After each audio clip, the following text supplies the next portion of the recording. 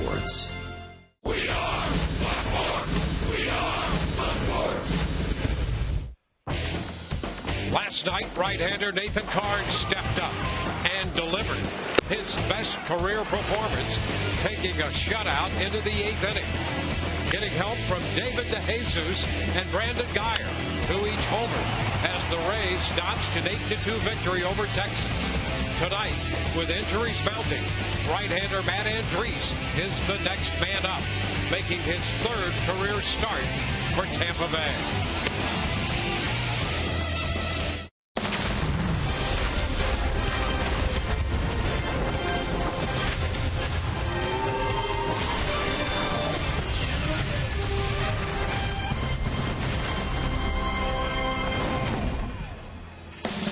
As we greet you from Tropicana Field for Game 3 of this series between the Rays and the Texas Rangers. They're all even at a game apiece, with the Rays coming back to win last night following the opening series loss on Thursday 5-4. And the Rays' mettle is being tested. Hi again, everyone. Welcome to an evening of Rays baseball with Brian Anderson, Dwayne Stats. Well, a little over a month into the season, the Rays thought that by now they could put the injury situation behind them. Not the case. In fact, they're having to shuffle this rotation again, BA, with the news on Alex Cobb yesterday. Jake Odorizzi supposed to pitch tonight. He was sick, probably going to pitch tomorrow. And now with the word on Drew Smyly, they've had to go back to the minor leagues and look for help to fill out this rotation. Well, another tough break with Drew Smyly going back on the disabled list with that shoulder. Jake Odorizzi, at least nothing's wrong with him structurally. He didn't feel well. He's going to start tomorrow. But I'm going to tell you something. You start with this. Nobody's going to feel sorry for you. And guess what? This team, they're not going to feel sorry for themselves. They have that mantra of next man up. And tonight it's going to be Matt Andriese going to the mound. Find a way. They've been doing it so far. Can they continue? We'll find out. Well, when it comes to pitching, the Rays have certainly depended upon the depth in the organization. So Andriese gets the call tonight. Speaking of depth, the bench has been outstanding for the Rays offensively. And Todd Callis zeroes in on just how good the guys off the bench have been.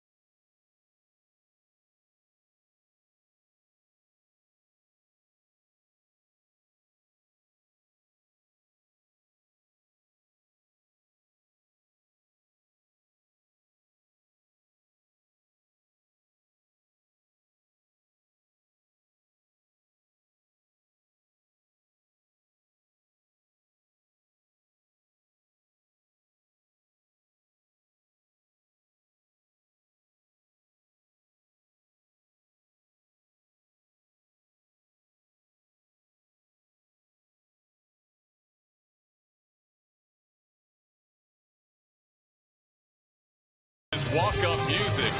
That's the giveaway tonight at Tropicana Field in St. Petersburg. Rangers and Rays, Game 3 of this 4-game series. Based on the crowd, probably the most, or one of the most popular giveaway items. Usually the Rangers don't draw huge crowds, but a nice crowd on this Saturday night. Tonight, against the lefty, David DeJesus and Kevin Kiermaier will be on the bench. They have a lot to live up to if they get a chance to come off the bench and contribute tonight, because everybody who has not started for the Rays seems to be contributing in a big way. How about Tim Beckham, what he did, especially early in the season? Some big ABs on that trip to Miami and then Toronto. Jake Elmore, not a lot of playing time, but when he had a chance to chip in, he did as well. His first swing as a Ray was a home run. And then last night, Brandon Guyer, coming off the bench, turned a 2-0 game into a 5-0 game en route to a Rays 8-2 victory. We caught up with the manager, Kevin Cash, before the game and asked him about the bench production. They've been outstanding. These guys, you know, from about the 4th inning on, it seems like you can't ever find them because they're in the cage preparing for that opportunity. Between Beckham and Guyer, the hits they've gotten off the bench, the at-bats they've had, the quality at-bats have, really helped us out. And no different yesterday with Brandon, how, the lefty, I know it's a lefty, and that might be Brandon's strong suit, but you're talking about a very deceptive lefty. And Brandon obviously watched him the night before a little bit pitch, but to come up and be ready to hit that first pitch, very impressive. 3-man bench tonight for the Rays with the roster moves. Matt Andriese back from AAA Durham. We will see in 3 minutes even what happens with the first pitch tonight between the Rays and the Rangers. Enjoy all the action on Sun Sports right around the corner.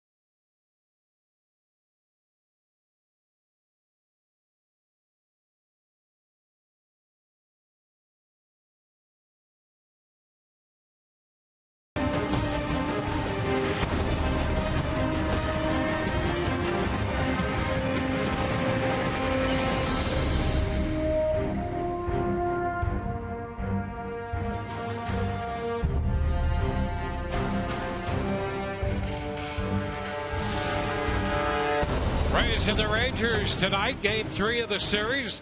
Lined up for Texas, presented by your Southern Ford dealers. SHIN-SOO Chen leads it off, followed by the shortstop Elvis Andrus, and then Prince Fielder, the DH, Adrian Beltre, Kyle Blanks, and Carlos Pagaro down the middle. Leonys Martin is back in the lineup in center. Robinson Chirinos catching. Adam Rosales will hit ninth and play second base. First pitch of this game is a bit outside. So we're underway tonight at Tropicana Field. First pitch presented by Pinch a Penny.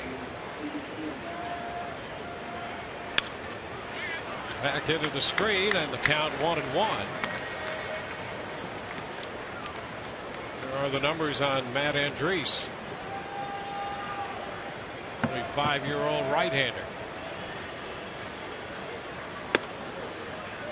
Well, and it'll be interesting to see how the Rays work with Matt Andriese. You know, he's been a guy that just has not been utilized like he normally does in the course of his season. Just 15 innings between the Rays and the Durham Bulls on the season. In fact, we haven't seen Matt in a while, and since he went down to Durham, he's thrown 2 innings. Yeah, he got caught in a situation where the Rays, because of their injury situation with the pitching staff, they had pushed him back a couple of times. The starts that he was supposed to make as insurance, just in case they had to make the call. Well, they have made the call, and here he is, starting against Texas tonight. That really has been how the entire season has gone from the Rays. This has been an ongoing problem, continually shuffling these guys. Now to play. But you know what? I'll tell you what, the circumstances horrendous across the board, but the way that these guys, the Rays have used 8 different starters this season already. The starting rotation numbers, they lead the American League in ERA. These guys just continue to step up. And there is ball forward. So a leadoff walk to Chen. Well, let's take a quick look at the Rays defense as it lines up tonight.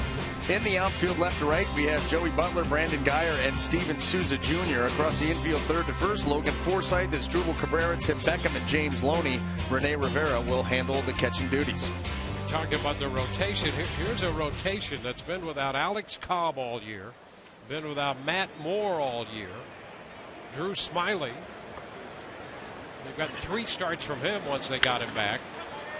Elvis Andrus pops it foul. Loney's after it. That ball is playable for the first out. And they started the year without Alex Colomé. Since he's been back, he's thrown the ball well in a couple outings. So they've had a tremendous deficit to overcome. And they start the night in second place in the American League East despite all that.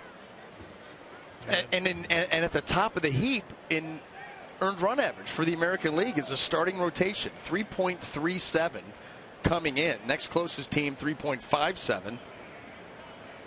Amongst all that turmoil, turnover, fill in that you just described. And it's not like, you know, you've got a couple of guys that were vying for a 5th spot in a rotation that have been missing times. These are some of your big guns, your go-to, your opening day starter. Well, they got a big start from that guy right there on the left of your screen, Nathan Carnes, last night, and he continues to pitch extremely well in that rotation.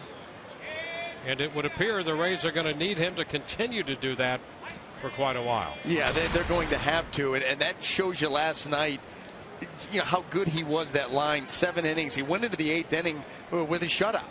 117 pitches. He stepped up like a champ. Career high 9 strikeouts. Into the dirt, blocked by Rivera. And you understand why, you know, his previous 2 starts, we talked about it last night, covered I think 9 2/3 innings. He gets 7 and 117. You're saying, wow, they really stretched him out. Knowing what we know now, you understand why. That's exactly right. They needed those innings, and boy, did he turn them in. 2-0 the count to Prince Fielder.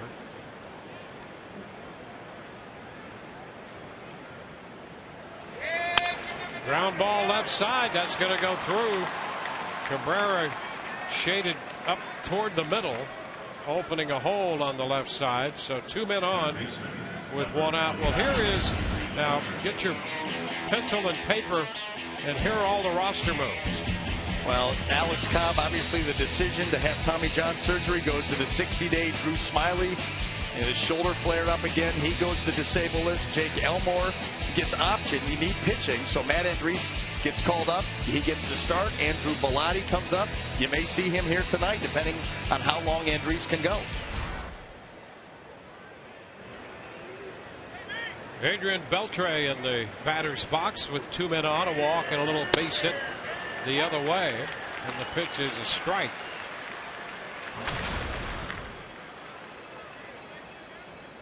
Beltre hitting .229. Drove in a run with a fly ball last night. And an infield hit in game 1 of the series. And he has yet to hit his stride at the plate. And we all know what he can do.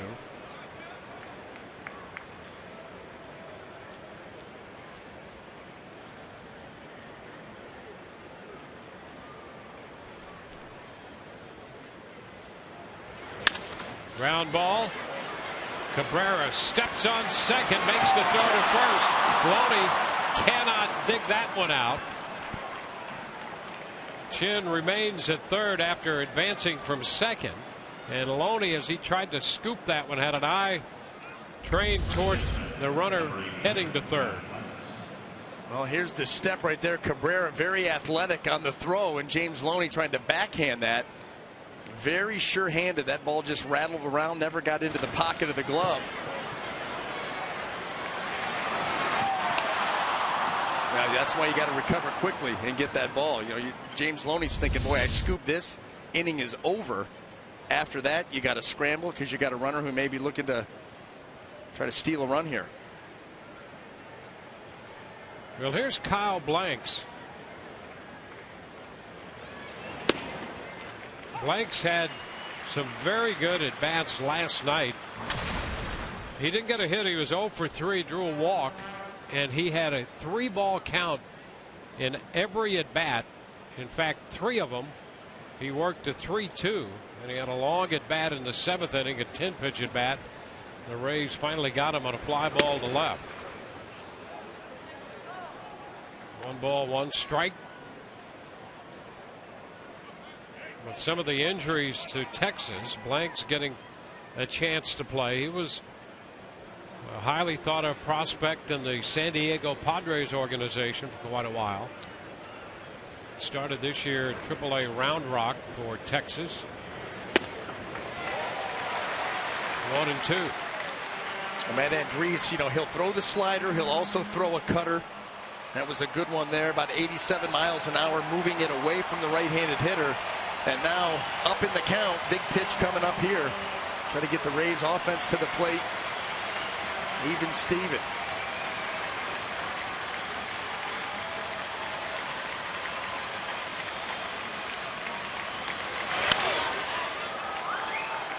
Out of play. Moving away from him. And Andres will do that to the right-handed hitter. Like I said, the cutter, the slider. He's got the traditional fastball. Works quickly. Wants a lot of ground balls. Change-up, curveball. He comes at you with a lot of different weapons. Rays have just moved Beckham toward the middle of his second base spot.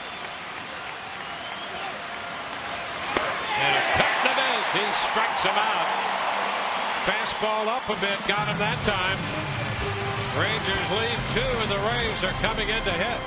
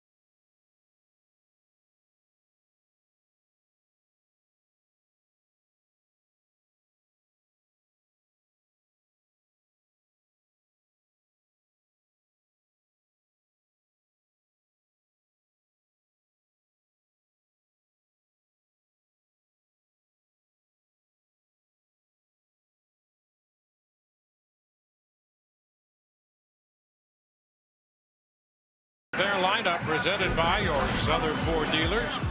Brandon Guyer, who belted the pinch hit 3-run home run last night, gets a start tonight. He'll lead off, followed by SHIN-SOO Jr. and then Evan Longoria, the DH. Logan Forsythe cleanup, Joey Butler, and then James Loney as Drupal Cabrera hits 7th again with Tim Beckham 8th and Rene Rivera, the catcher, batting 9th. Well, taking the mound tonight for the Texas Rangers, left-hander Ross Detweiler making his 6th start of the season. It's been a rough start for Ross. However, his last 2 starts spanning 12 1/3 innings. He's given up just 3 earned runs while striking out 12. 0-1, but just with a 2.19 earned run average, throwing the ball better lately. And making the transition back into the rotation in his career. First pitch is a strike to Brandon Guyer. He was with the Washington Nationals. Started, then went to the bullpen. And with the Rangers starting, a base hit right back through the middle. Guyer opens the Rays first with a solid line single. Well, and a really nice job by Brandon Guyer stepping up here in the leadoff spot.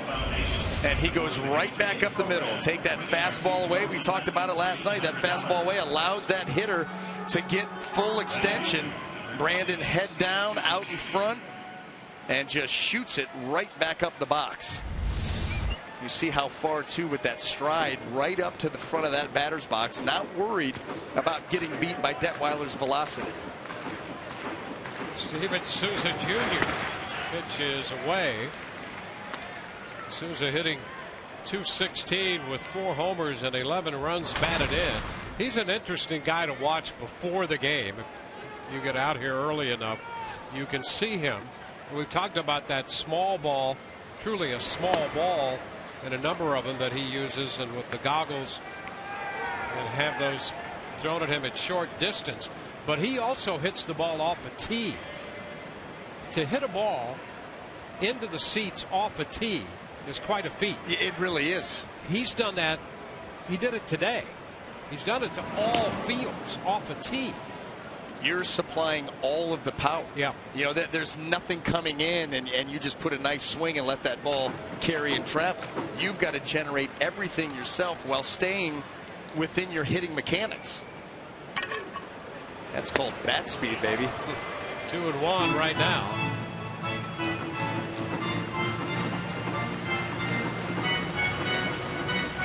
Guyer at first. Souza the hitter. Longoria will be next. How early do you get here? Because I want to come and see that. I don't know if I've ever seen anybody hit a ball off a tee that far. Well, we're talking about tee work the other day. Yeah. And, you know, usually it's under the stands, in the cages, and you see all that. He does some unusual things. And with that strength, he is unusual.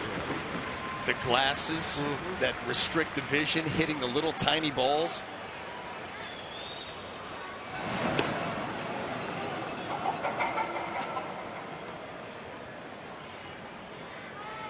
Rays with the first inning runner leading off.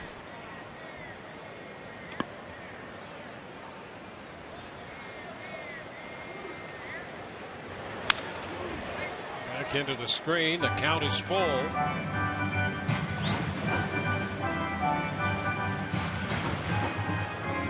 It's been really remarkable what this team has been able to do the first month. With all of the injuries and the time lost to the disabled list with this pitching staff, and the offense has not been so far what they had hoped it could be, and yet they're 2 over 500. Runner goes, and the pitch is fouled out of play, and as we mentioned, running second in the East.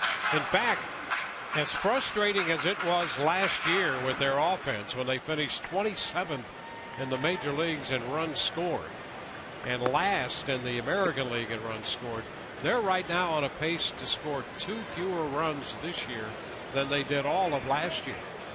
And they're still over 500 in the East in second place. Runner goes, and there is ball 4. 2 men on with nobody out.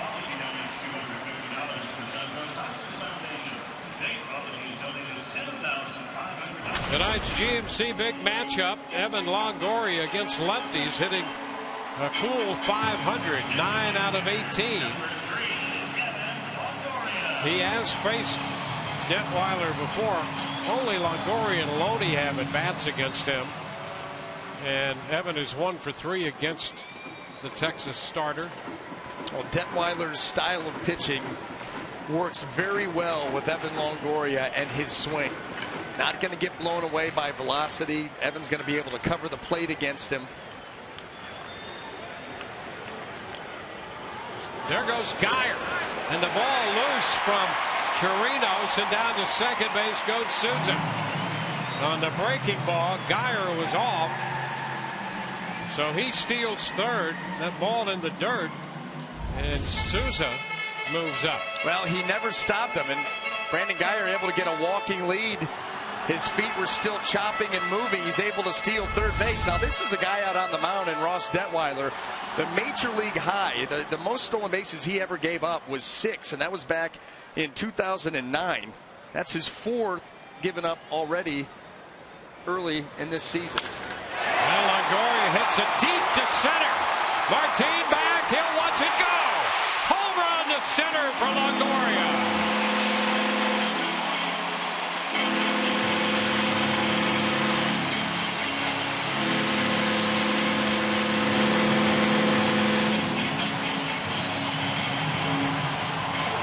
Longoria connects.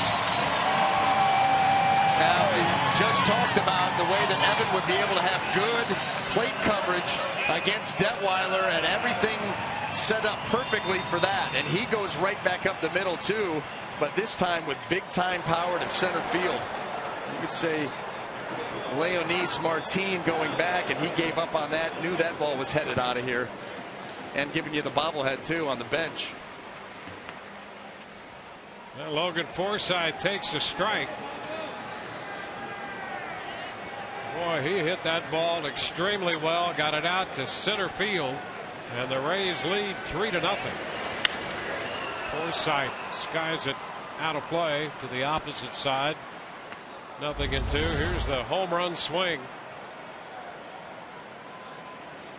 Well, he caught that ball flush. Very little movement on that bat, trying to go away. That ball's back middle, inner half. And how beautiful is that phantom cam? Here's a high shot off the bat of Forsythe that'll stay in the ballpark and is caught by Peguero. Take another look just for fun at that swing via the phantom cam. Watch the hands get pulled in. Leads with the hands, the butt end of the bat. And then that bat does not move, and that's when you know the contact is sweet. You're not going to see a better shot than that. And what a result. Joey Butler takes ball 1. 27th home run for the Rays this year. And for Evan, 4 home runs now with 12 runs batted in. We saw the power stroke start to manifest itself in Boston with a couple of sweet swings, and it's continued on here. Good cut by Butler, and he fouls that fastball back. A nice pitch for him. I'd like to see it again. Well, right now the fastball for Detweiler has been flat, straight, not a lot of movement. 3-1.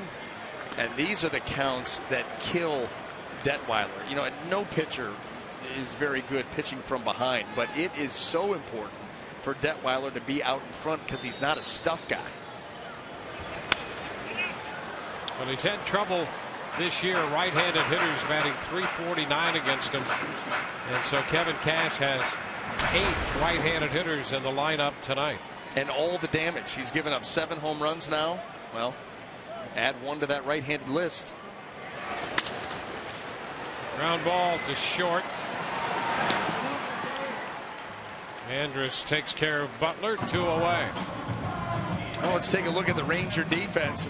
See how that's going to line up here tonight. In the outfield, left to right, we have Carlos Peguero, LEONYS Martin, and SHIN-SOO across the infield, third to first. ADRIAN BELTRE, Elvis Andrus, Adam Rosales, and Kyle Blanks. Robinson Chirinos will be behind the plate.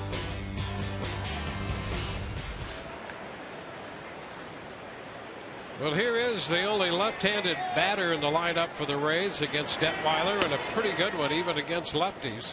James Loney takes a breaking ball, curveball low and outside.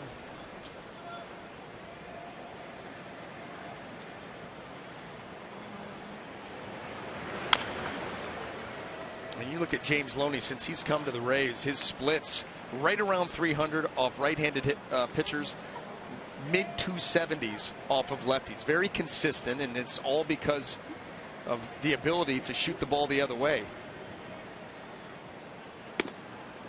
Takes it in. And that's the way that you have to pitch Loney if you're a lefty on lefty. You just cannot live on the outer half of the plate, because like we just said, he'll just shoot you into left field all day long. You've got to make him aware of the pitch in if you hope to have any success. Liner into right this time, right to Chin, who makes the catch. Well, the Rays break out in front. Evan Longoria belts a 3-run home run to dead center. And he does it on Evan Longoria bobblehead night. It's all coming together.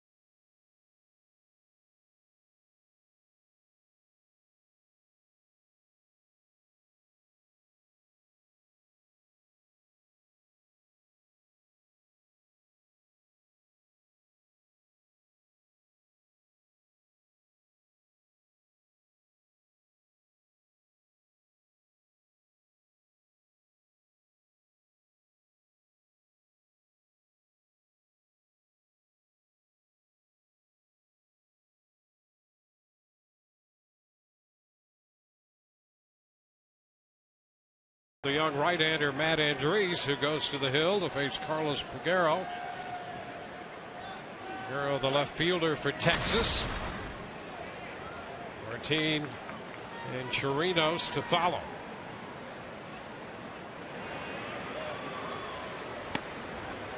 I'll tell you what, if you're going to have a night where you've got to piece things together as a pitching staff, you couldn't have asked for a better start. A clean top of the first and a 3 spot in the bottom half. It's a strike, and it's 1-1. And now you just let Matt Andriese settle in. You ride him as long as you can. You turn it over to that bullpen. It's been very good lately. Stairs. 2 balls and a strike.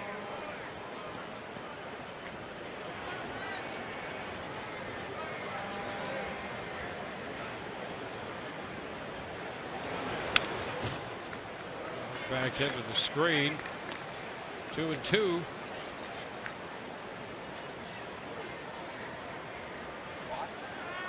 Andriese, a full season last year at AAA at Durham, made 25 starts, 28 overall appearance, and was 11-8. And he picks up a strikeout of Peguero.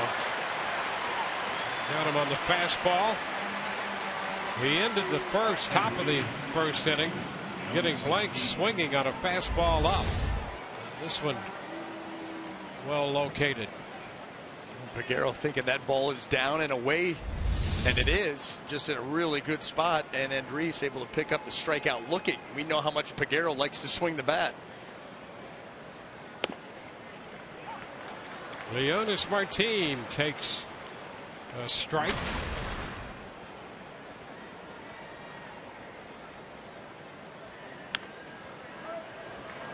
Andriese is ahead of him. Martin just back in the lineup. And then Delino Shields in there the last couple nights. Martin had a left wrist sprain. Down to third where Forsythe is, and the throw to first in time. Well played there by Forsythe, and loved the James Loney footwork around the bag. Get in on the action with exclusive on-field seating in the Papa John's bullpen box. Host your group of 50 to 85 in the private party area and make long-lasting memories. Reserve the Papa John's bullpen box by contacting Group Sales at 888-FAN-RAISE or email group sales at raisebaseball.com. Limited dates remain. There's Robinson Chirinos. And a strike around the knees. Chirinos, formerly with the Rays.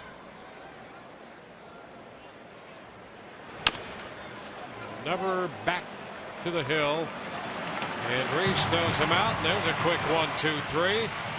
We're through an inning and a half, and the Rays lead 3-0.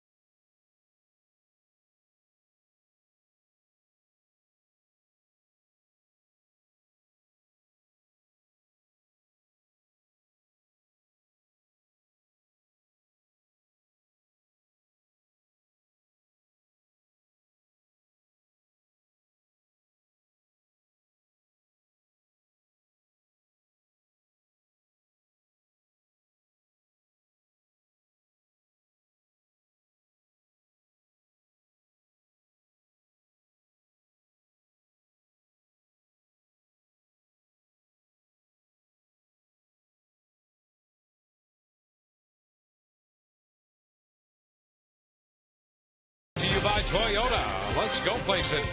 And by Sea-Doo. Sea-Doo Spark, the most affordable watercraft on the water, starting at only $49.99 or as low as $79 a month.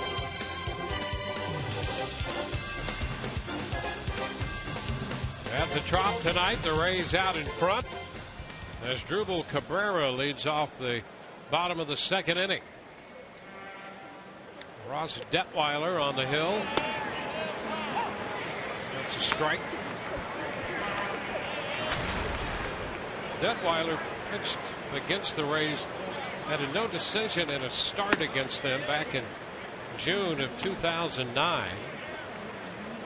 The Rays scored 4 runs off him in 6 innings in that one. And he also appeared in relief. There's a base hit the other way on a 1-1 pitch, and Cabrera takes him into right for a leadoff single. Well, how about it? And it's Drupal Cabrera. That was a changeup working its way down in a way, and it was like he saw that open hole. These hitters, they'll check out how they're fielding, being defended, and right here he just lets that ball get into the zone and just pops it over there and knew he had a base hit. Cabrera's got a lot of ground to make up from the right side. he was 1 for 22 against lefties before that base hit. So there are a lot more hits to come from the right side for him than what he's put together so far. Strike call to Tim Beckham. And that's a good way to go about doing it, especially when you're able to look out at that pitcher and see the second baseman right behind your line of sight as far as release point. At that point, you know anything that's away from you, you've got a whole side of the infield to work with.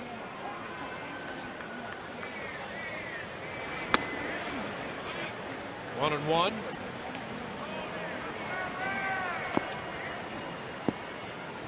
Well, we know the job that Beckham has done, especially coming off the bench. In the starts he's made, he's hit just 146, but he's hit 438 coming off the bench. 1 and 2, 3 home runs, and all 3 against left-handed pitching.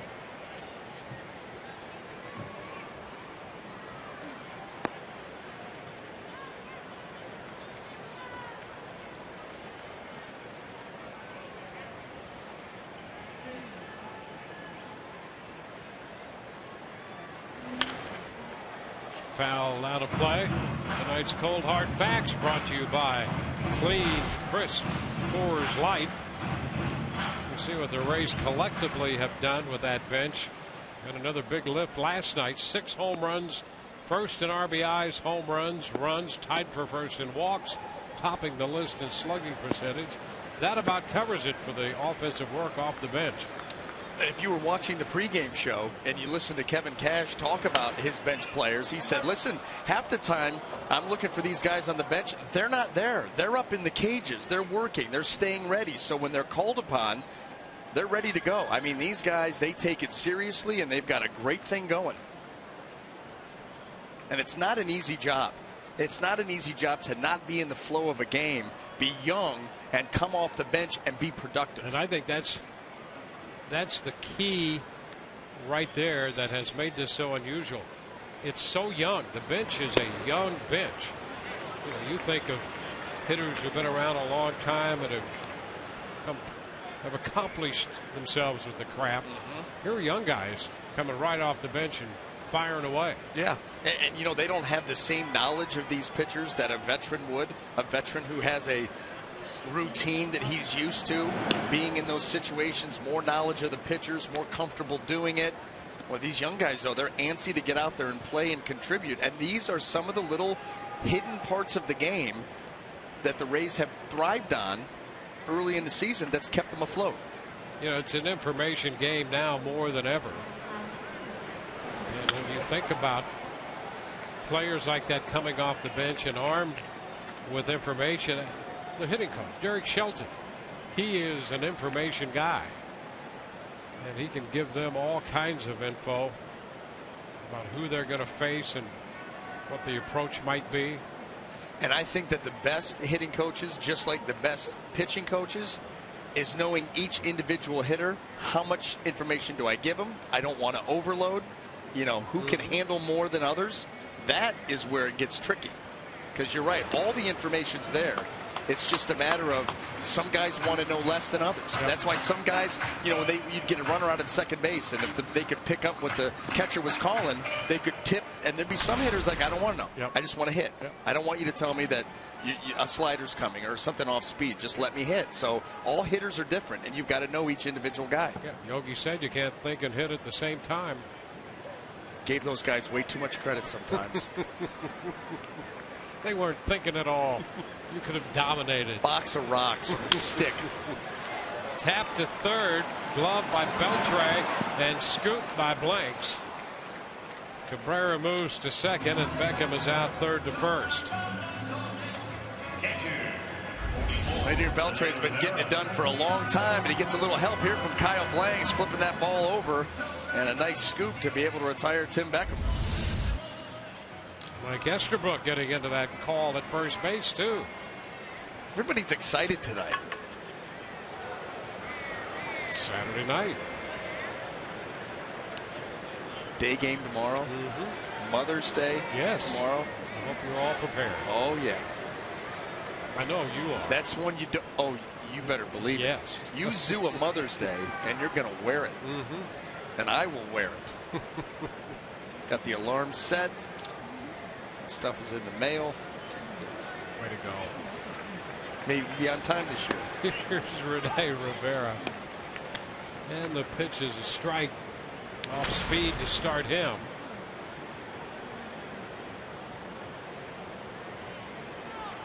Rivera is still trying to get it started at the plate this year. He's had a couple of breakout games, but it's been a struggle for him.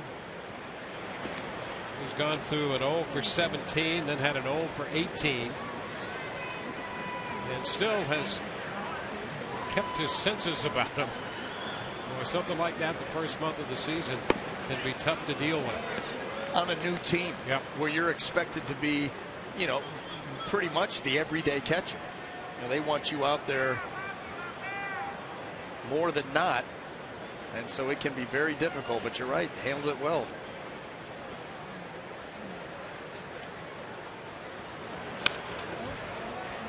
Fouls the fastball. Fastball clocked around 92, 93.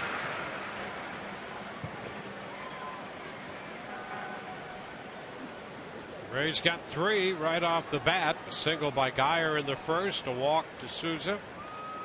And in that inning, we had an interesting move up on the steal of third by Geyer, and Souza actually moved up on what they scored a wild pitch. So you had not a double steal, but a steal of third and a move to second on the wild pitch.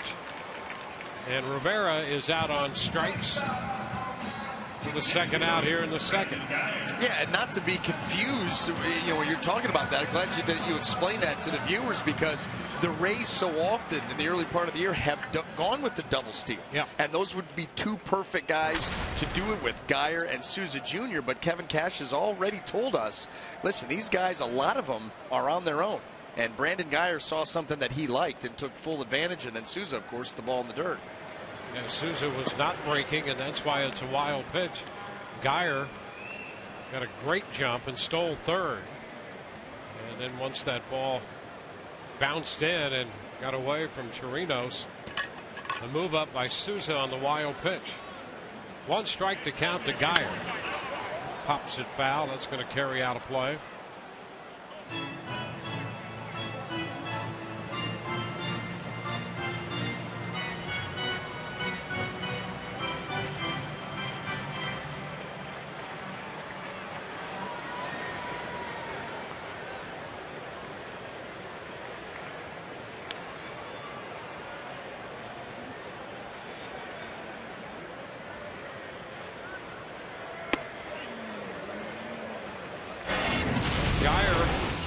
Came off the bench last night in the 6th inning. Wasted no time. Jumped on that pitch and hit it out of here for a 3-run home run.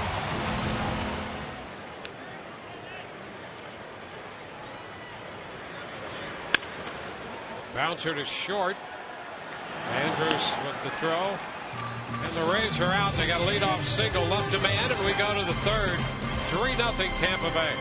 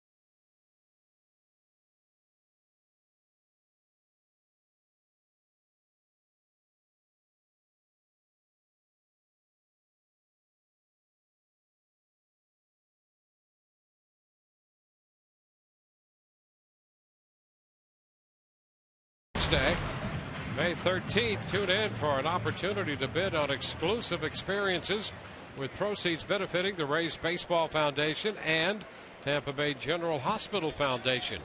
For more information, visit raysbaseball.com/broadcast auction to preview what will be up for bid. Rays up. Adam Rosales takes the ball.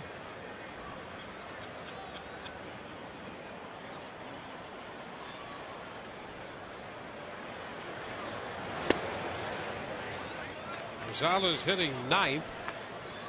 Go back around to Chan and then Andrus. Rosales hit his second home run of the year last night. And he is way ahead in the count against Andrus now, 3-0. There's Andrus. Chan and Andrus to follow.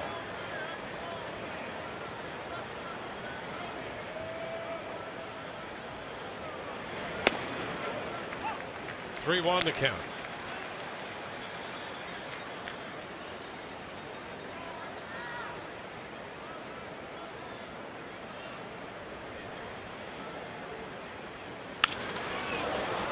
Lifted toward left center. And Geyer taking charge, coming over from center alongside Butler. Geyer making the catch.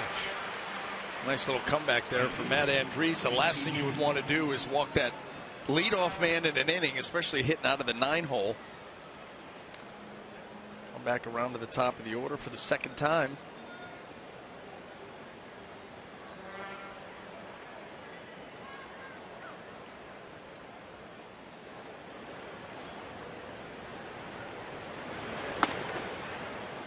First pitch to Chan is upstairs. Double ear flap. Double ear flap. It's a look you like. Have never been a big fan of the double ear flap. 2-0. He falls behind Chan, and that earns a visit from Rivera. Well, Rene Rivera going to try to get Matt Andriese back in line and say, hey, listen, you got a 3-run lead here. You've got good stuff. Everything's moving right. Let's decide on a pitch. I'll set up, and you hit me right in the chest.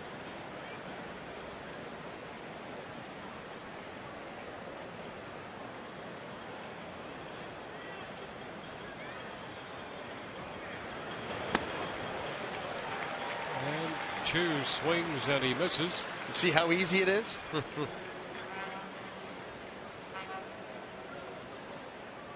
SHIN-SOO CHOO walked in the first. And that pitch just missed. It's 3-1.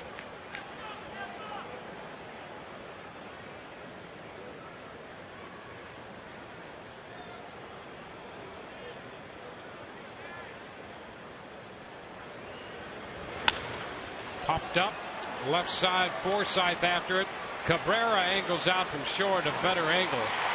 2 gone. And very adamant in calling Logan Forsythe off.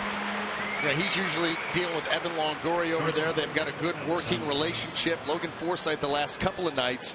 And Cabrera taking command, demonstrative, getting Forsythe out of the way. Watch him right here. Start waving the glove.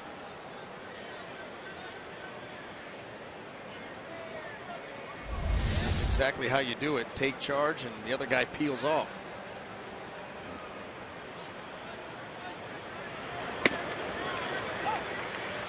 It's a strike to Andrus.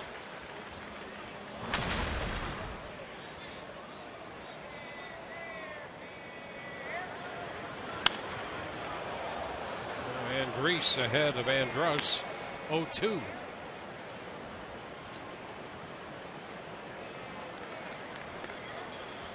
Andrus started this game by walking CHOO. 1 out later, gave up a base hit to Fielder and has settled in nicely since then. A breaking ball taken for a ball a little wide. A lot more fun to try to make pitches 0-2 as opposed to 3-0.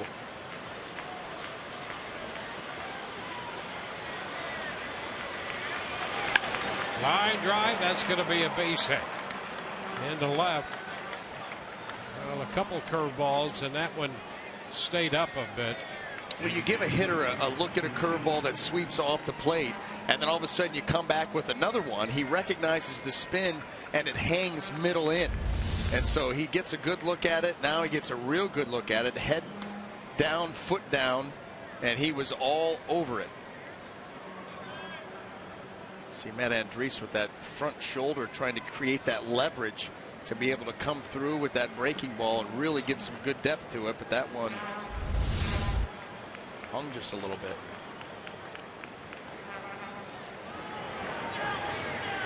The Rangers have a base runner. And here's Prince Fielder. Pitches down. Fielder came into the game hitting .339. Now at .345 with a base hit his first time up.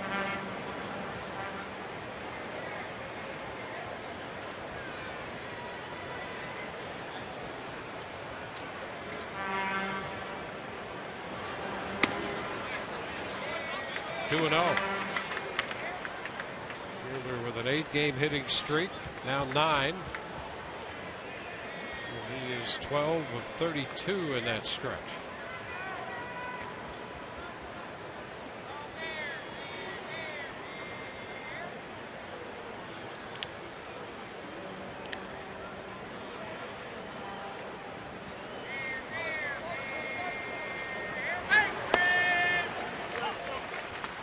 Two and 1. Finds a strike zone with a fastball. Fielder turning 31 today. I'll tell you, he's been the most consistent hitter for the Rangers all season long, really getting it done after missing the majority of last year. Chopped by the mound. Cabrera to the first base side of second on the pickup. Texas out in the third. They leave one. Rays lead 3-0.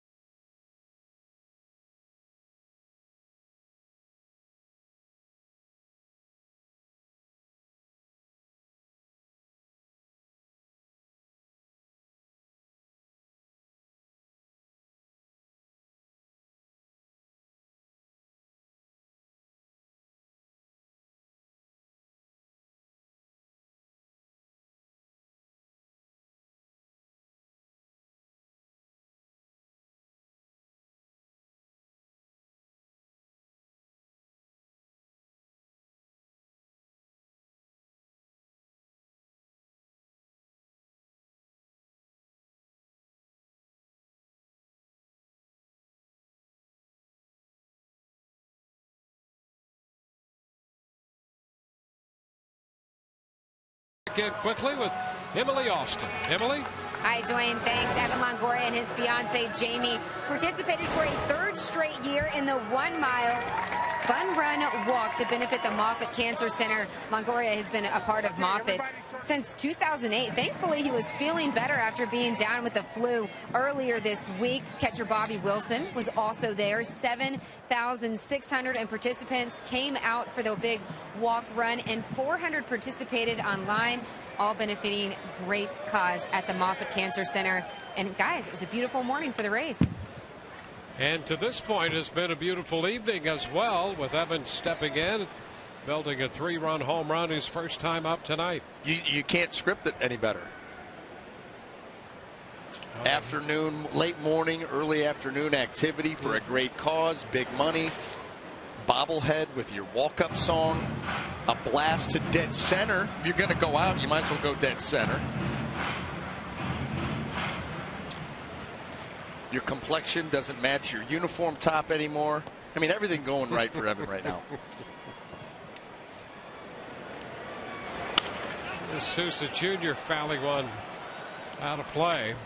Holds the count of the ball, 2 strikes.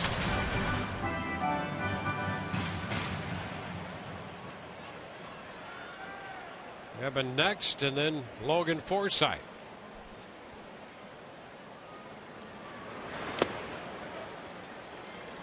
Two and two. He's facing Ross Detweiler, 29-year-old lefty out of St. Louis. Formerly with the Nationals and now with Texas. Full count to Sousa Jr.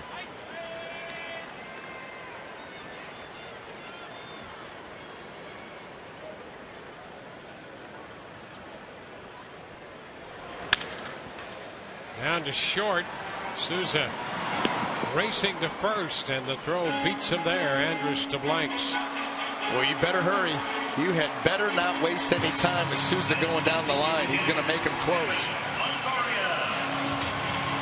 Tonight's High Def Highlight presented by H.H. Gregg. The highlight comes early tonight. A 1-0 pitch. Longoria in a blast out to center. The Rays a 3-0 lead after the first 3 hitters.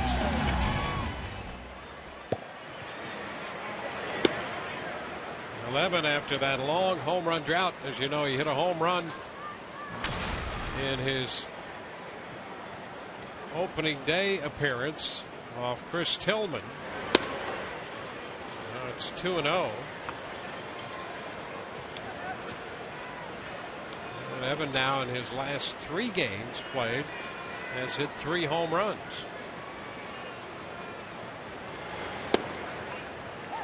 Two and one.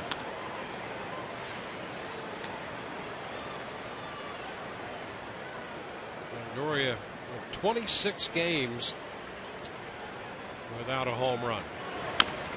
Little tap, and it's going to go foul. And that's hard to believe. You think about Evan Longoria, what he means to this offense, what he's capable of, what we've seen him do. To think about him going 3.5 weeks worth of games, almost 4 full weeks worth of games without a home run, just it does not compute. Although he's making up for lost time here the last few days. Yeah, and he's swinging the bat like the Evan of old. That's the encouraging thing. And not feeling for the baseball. He's attacking the baseball. Put in a bit, so the count is full. And you might say, well, listen, he hit a home run dead center. You want to brush him back. You're not doing that on a 2-2 pitch to get to 3-2. You want to do that, you do it early in the count. Fine. And there's ball 4. Evan draws the walk. And Logan Forsythe.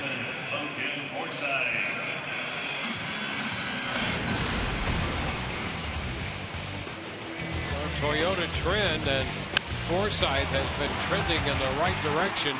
That's for sure. Off to a great start. Well, this next hit you're going to see the reason why. The quick hands. He has just been really. Well, you're not going to see the reason why, but it's been these hands that he has been throwing.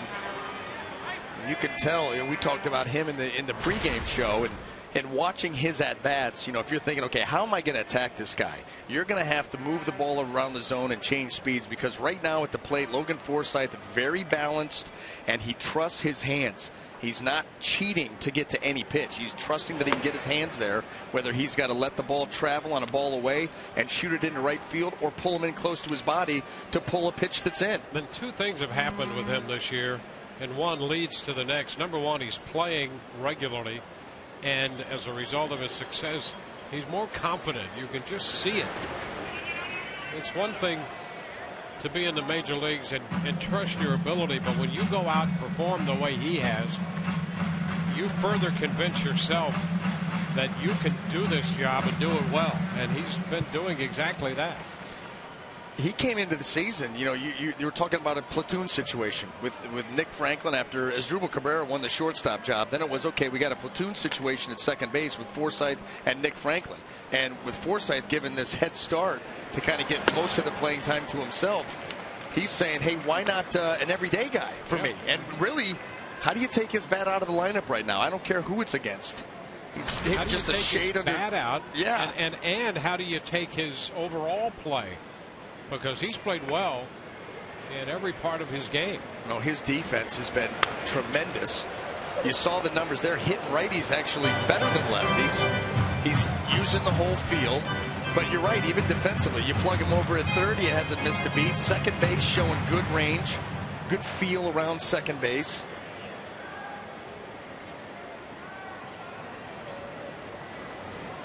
Full count to him.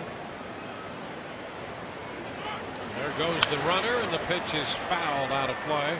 So the Rays start Longoria on the full count. Well, just continuing to be aggressive.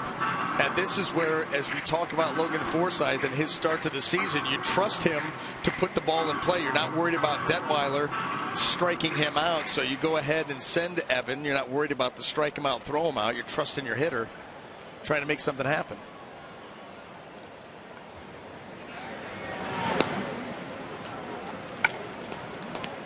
Toss over there after Evan was breaking on the prior pitch.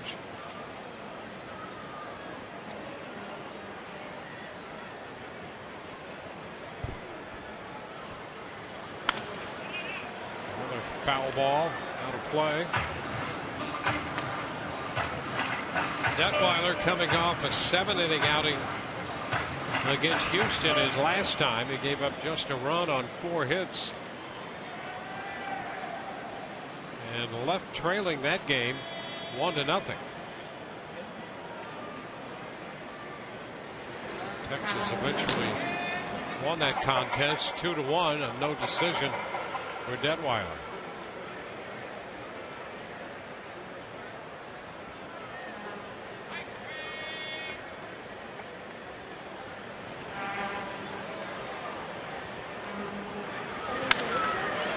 Popper, right side. Rosales out from second base. And he makes the catch, stumbling a bit. Well, at least he can enjoy it, because that was one of the more interesting routes that you'll see on an infield pop-up with no weather. Yeah, you can't blame the wind. No.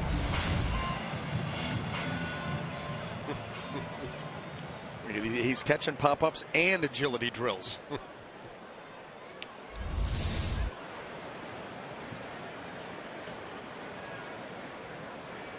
And Joey Butler.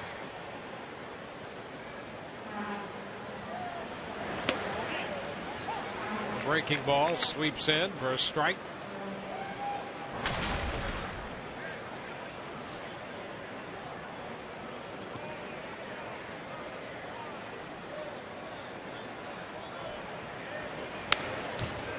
Fastball, he fouls it back. A 2-strike count.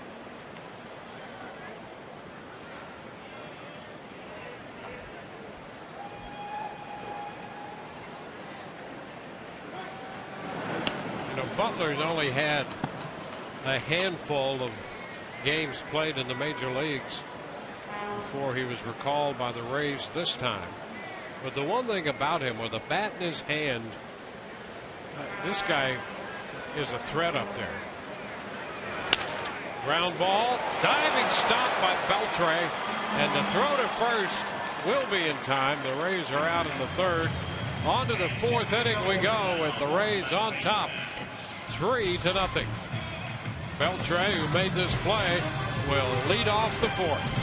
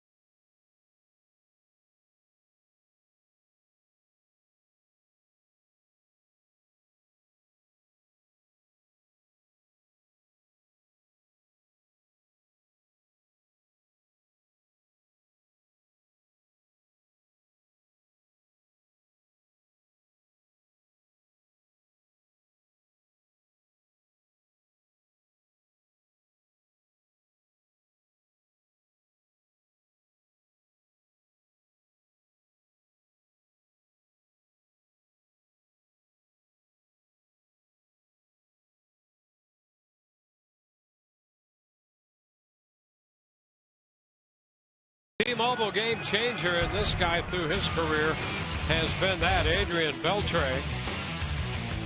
Beltre, 36 years old, his 18th season in the major leagues. He came up in 1998 with the Dodgers.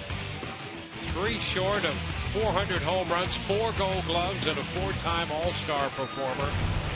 And he's going to get a lot of consideration and argument for a potential trip to the Hall of Fame.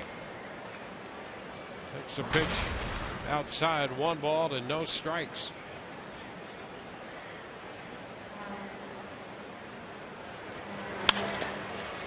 Back at third, nice pickup by Forsythe, and a strike to first base.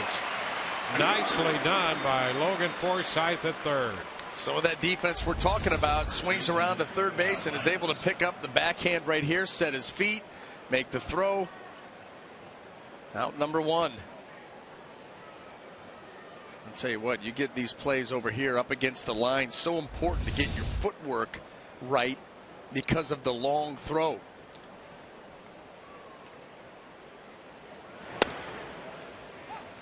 Kyle Blanks takes a strike. You're talking about Beltre.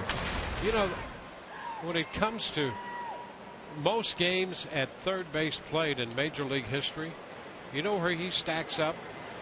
I'm going to say it's pretty high. Third. I would not have said that high. Brooks Robinson has played third more than anybody. And Beltre's third. Craig Nettles second. Robinson, Nettles, and then Beltre.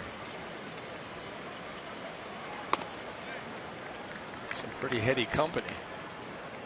That's why you think, you know, he's got to get serious consideration. Length of career and the excellence that he has brought.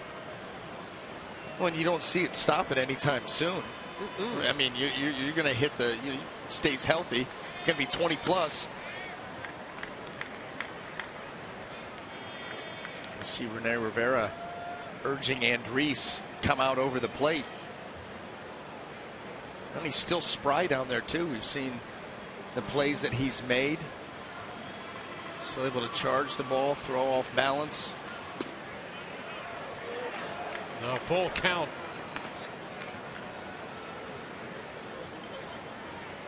Andriese had a quick second inning, just 10 pitches in that inning. He's at 54 overall right now. Ground ball, left side, diving stop. The pickup, throw by Cabrera, and it's not going to be in time. Cabrera leaving his feet to his left, and that's a base hit for Blanks. The long strider able to get down the line and beat that. But, we've seen Asdrubal Cabrera now the last couple of nights diving to his right, diving to his left, making some pretty athletic plays out there at shortstop. Just not enough time to complete this one. Well, he has been as good as advertised, and maybe even a little bit better than that for the Rays this year in the early going at short. This was a guy who ended the season last year with the Nationals, moved over to second base. Maybe his shortstop days were behind him. Not so, he says. 1,000 is always good. Look at that. Brandon Gomes up in the bullpen. With a 3-run lead.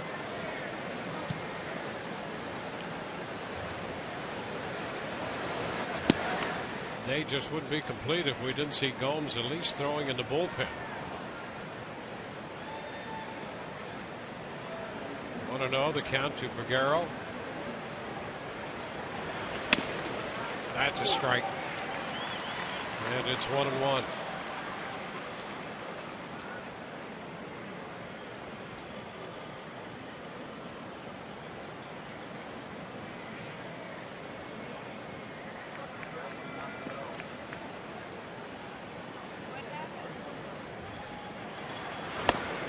Cut and a miss. Peguero loves to swing the bat. He was called out on strikes in the first. 1 of 2 strikeouts for Andriese.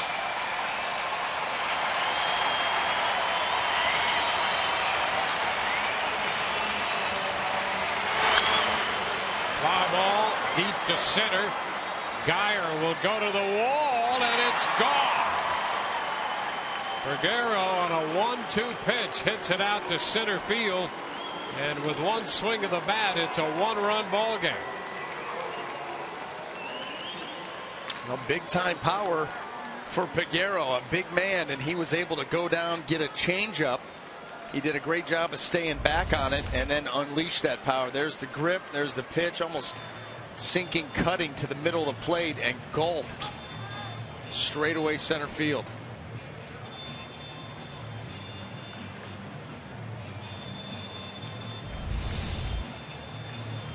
And the Rays will have a big get-together on the mound. Jim Hickey out there.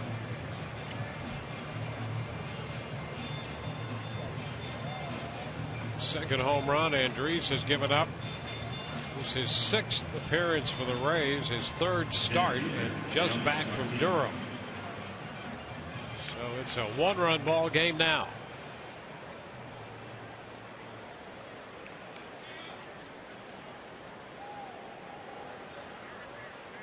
Leonys Martin out third to first his first time, and he's going to bunt off to the left and back for a strike.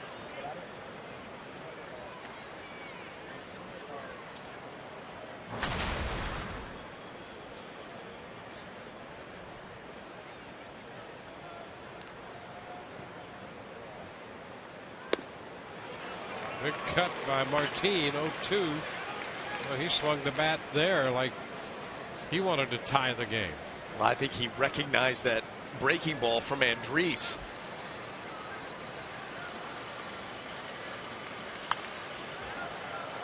Still a 2-strike count. Martin swiped over 30 bases last year and hit 7 home runs.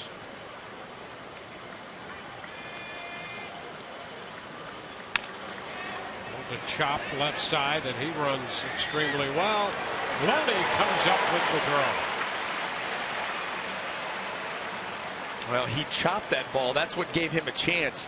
And as Drupal Cabrera didn't waste any time getting that ball out of the glove and getting it on its way to James Loney. And you can do that. You don't have to be as fine because Loney's so good with the glove that he just rips that ball over there in a tremendous scoop. Interesting on even that play that you figure, well, he was out, but Jeff Bannister stepped out of the Texas dugout while his crew was reviewing that play. Pitch is upstairs, but you just never know. No, it's more timely this year than it was last year. You don't want to let an opportunity go by where you may be able to get a base runner. Chirinos on a 1-0 pitch drills this one into right center field. That's going to be off the wall. He's on his way to second with a stand-up double. And now with 2 outs, the Rangers have the potential tying run in scoring position. And here comes Kevin Cash. So that's going to be it for Andriese. 3 2/3. Robinson Chirinos, he had 13 home runs last year, just over 300 at-bats. So he's got power, and he's shown it there out into right center field, and brings Brandon Gomes into this situation with a runner at second base.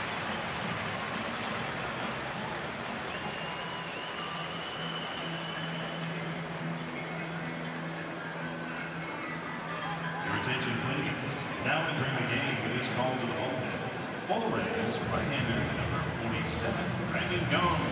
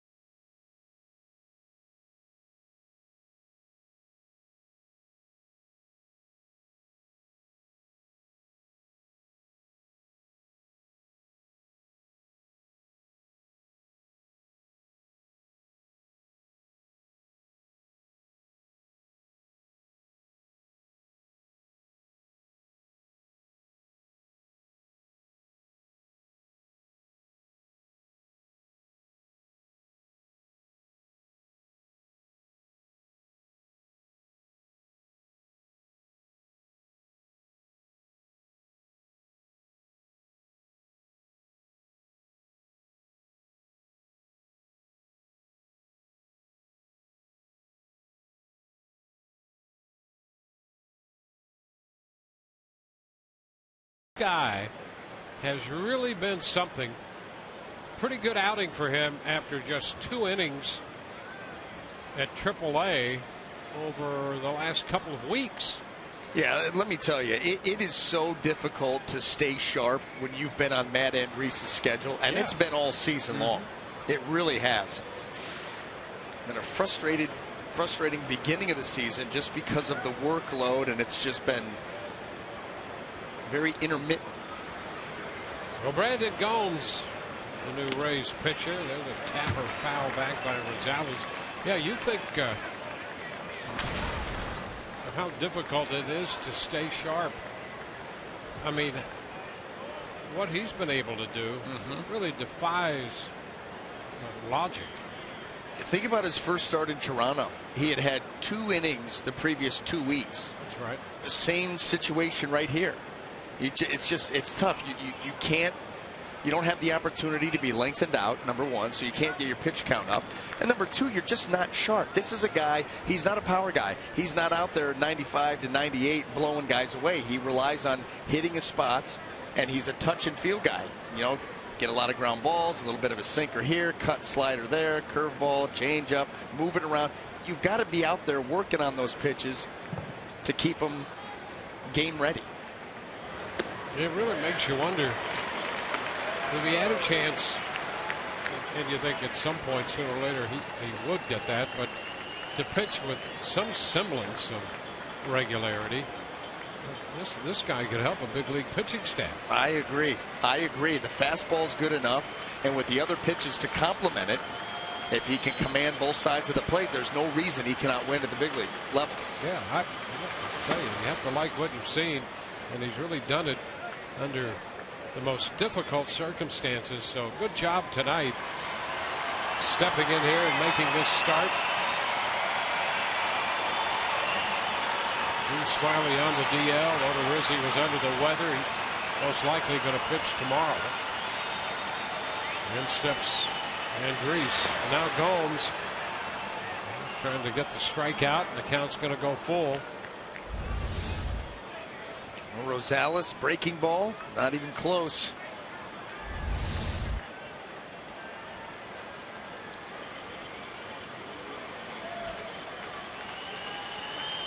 Gomes trying to end the top of the 4th, let the Rays offense go back to work.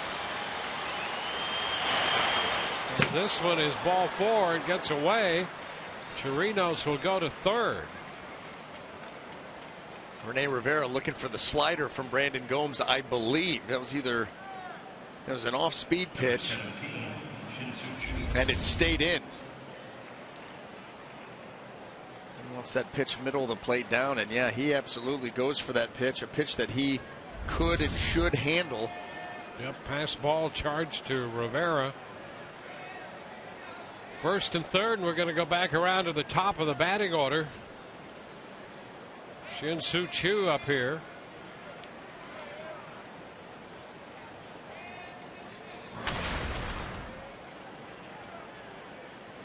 Choo has walked and popped to the shortstop.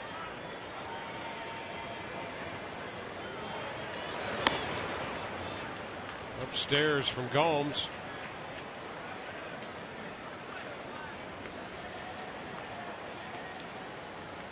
Gomes pitched an inning, the final inning in the game here Thursday. Texas won that game 5-4.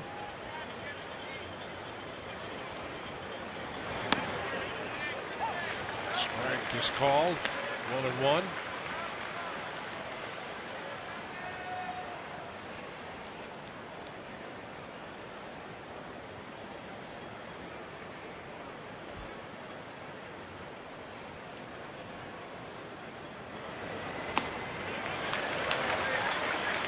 Now behind 1-2. That one just dropped right out of sight.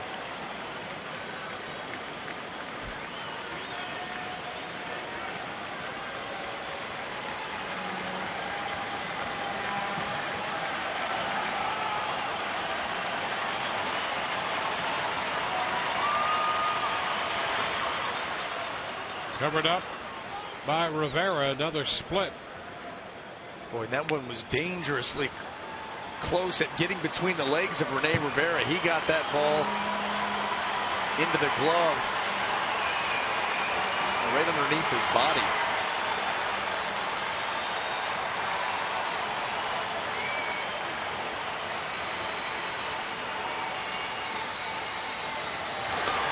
And that is ball 3, and down to second goes Rosales. Well, CHOO took a pitch that was very close, wound up down.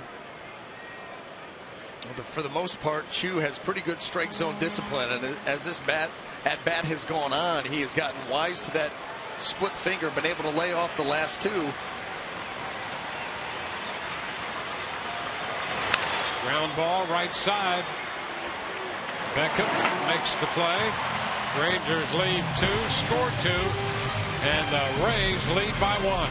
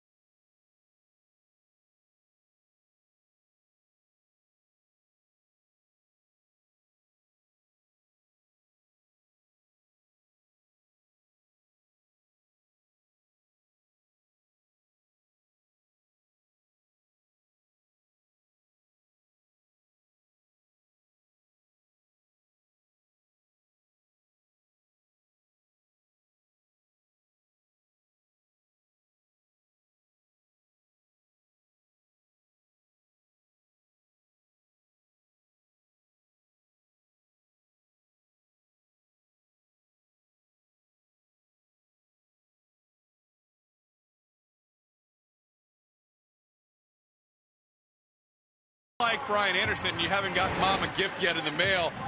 You got something tomorrow you can get for her if you come to the Rays game. It'll be this Mother's Day picture frame, courtesy of the Rays, for all the women while supplies last. Just go to 888-FAN-RAYS or RaysBaseball.com. And this will be the giveaway item tomorrow, the wrap-up game of the 4-game series between the Rays and the Rangers, guys. All right, another fair warning. Tomorrow's Mother's Day. Hope your plans are all in place. Be a great idea. You know what I'd love to see? You know what I'd love to see in that frame? What? I'd love to see that frame with the picture of Todd Callis in the Houston Astro uniform. And he could send it to his mother. I don't know, just an idea. That's a great idea. Tony takes the pitch inside. 1-1. I mean, it truly was young Todd in that uniform. He was spry, his whole life ahead of him. You could see the presence that he had even then. 1-2 the count on Loney.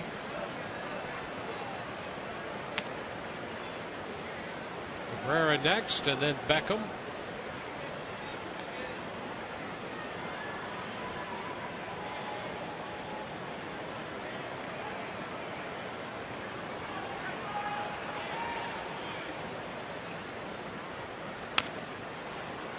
Loney put the ball on a line to the right fielder CHOO back in the first inning.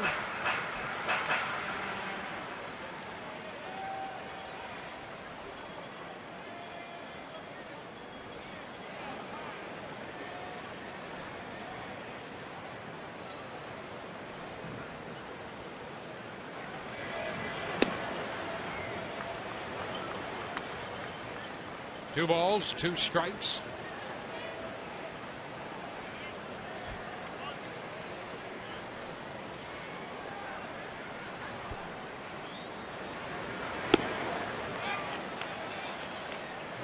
Leone is out on strikes.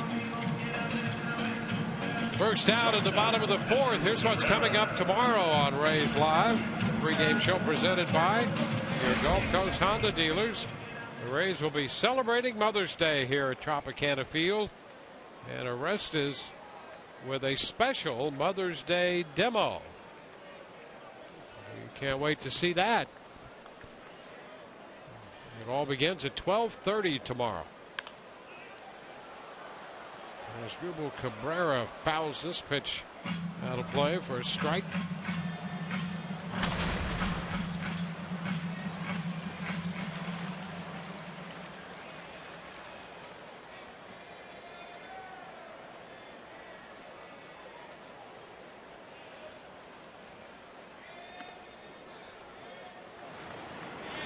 One ball, one strike.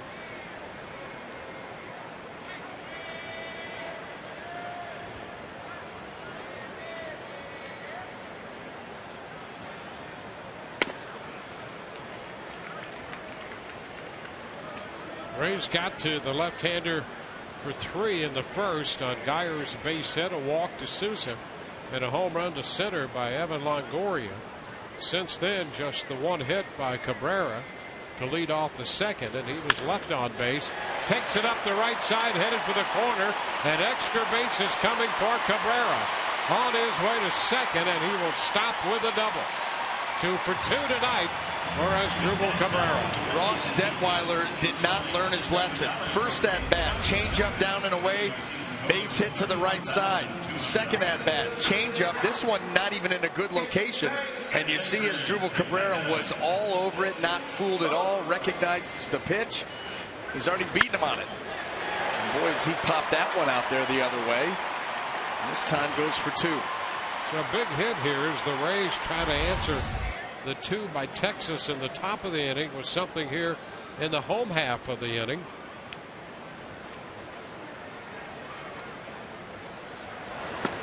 Upstairs, throw back to second, and Cabrera is back in there. And some pushing and shoving here, Rosales and Cabrera, and they're going to separate those 2. The bench is quickly empty, and I think we're going to have order restored, I think, rather quickly.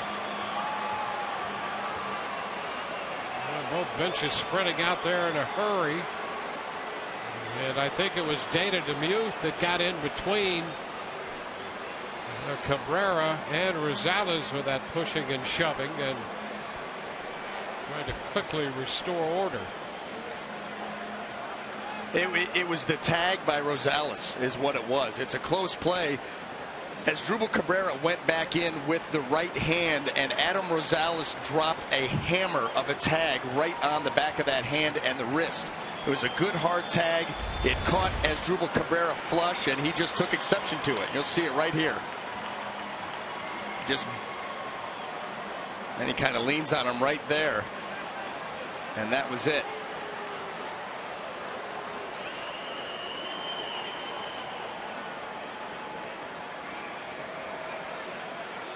Well, I think what Rosales was trying to do there after the tag is kind of fall into him, maybe force him off the bag. And hey, I got the tag on him, and he's not on the bag anymore. And Asdrubal Cabrera took exception. And you see those 2 replays, you don't blame him, not one bit.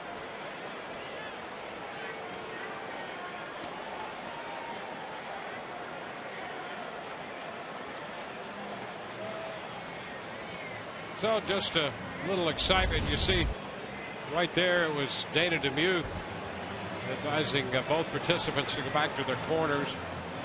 So DeMuth quickly in between Rosales and Cabrera.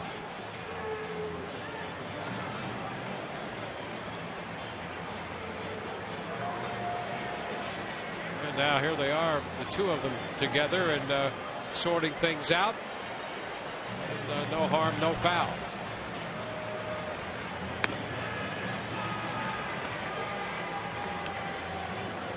It's a little good competition right there.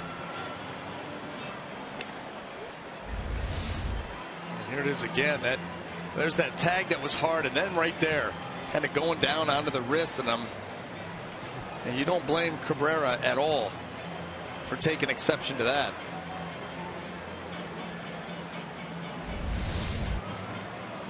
So apparently they're going to try to review. Well, they are going to review. And I think it has to do with whether he came off the bag or not. And I think that Rosales was trying to force him off the bag. And I think that that's between the tag and the way that he kind of came down and pushed into him a little bit. I think that's what Rosales was trying to do. And it's at least gotten the Rangers a challenge. If this happens to go the Rangers' way, it won't be good. Well, will they clear again?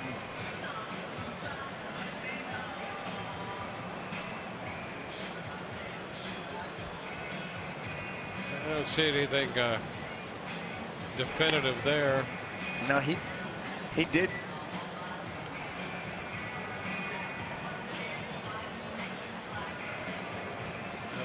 Remember, it has to be clear and convincing.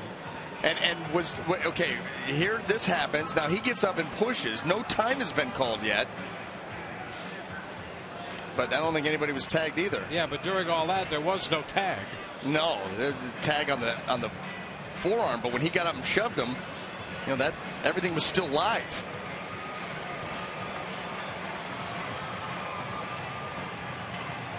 I don't think anything comes of this. Cabrera stays right out at second base.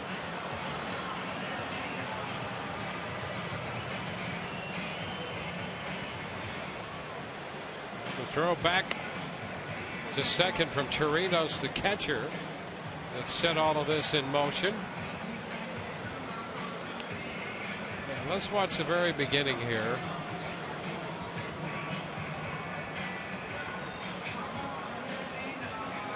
Yeah, a little push right there.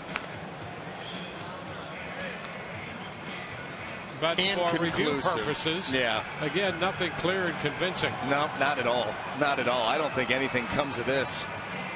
And we'll see if anything comes of it later in the game.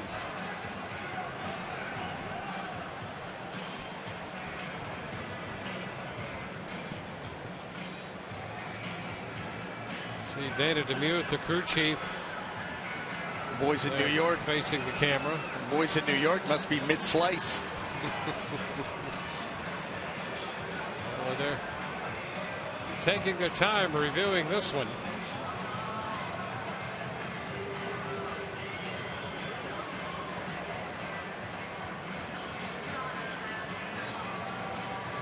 This is not helping their average time.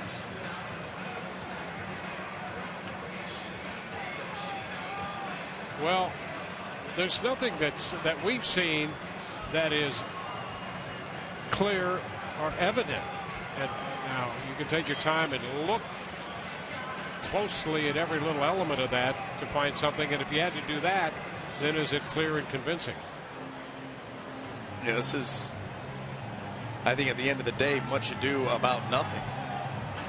But we'll see. I mean, there was definitely an exchange there. You know, we had the one angle of the tag being made where he really whacked him on the wrist and then kind of went into him. But from the center field shot, you could see that Cabrera's hand stayed on the bag during that entire time. It was during the exchange he came off. There you go. And so they come out of that with the safe ruling intact. Watch the hand. The hand stays on the bag, even with the push. Those fingers still on that bag. That's where he comes off, but no tag.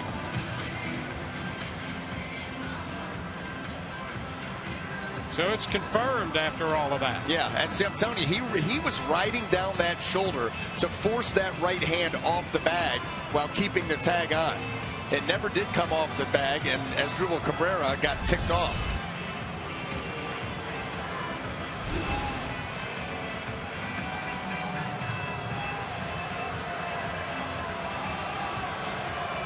Well, Jeff Bannister challenging that call. And, of course, there's not really anything a manager can do or say after the outcome.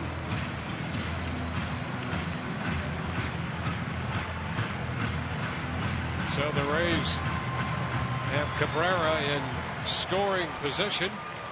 Still aboard out there at second. The count to Tim Beckham. He's 1-0.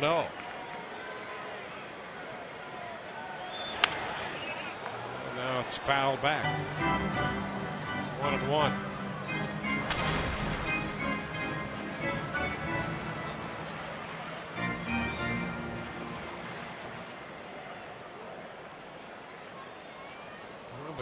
Between that little mix-up out there in the review, that took about 7 minutes. 7 minutes well spent. Inside. 2 balls and a strike. Well, it certainly doesn't help your pitcher. It's like freezing a free throw shooter. 7 minutes is like the last 8 seconds of a basketball game. Turn never doing. Cabrera out there with his second hit of the night off the lefty.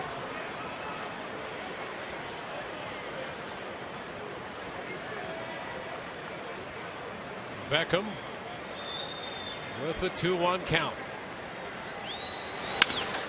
Ground ball shortstop. Now a play at second base. The tag there. They catch Cabrera in between out there, a little far off. Yeah, and you know what? With Asdrubal Cabrera getting caught like that, you know he recognized right away that he was in no man's land, in big trouble, and then Rosales coming in for the tag. You wonder if they were going to go again.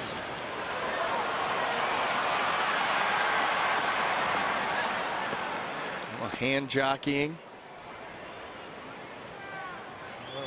For Rosales, a tag and then a move out with a look toward first. Here's Rene Rivera.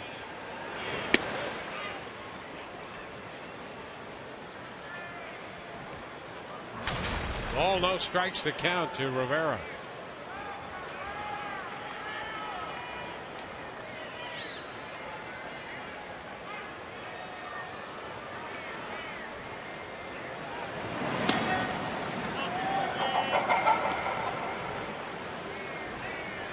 Beckham with a couple steals this year.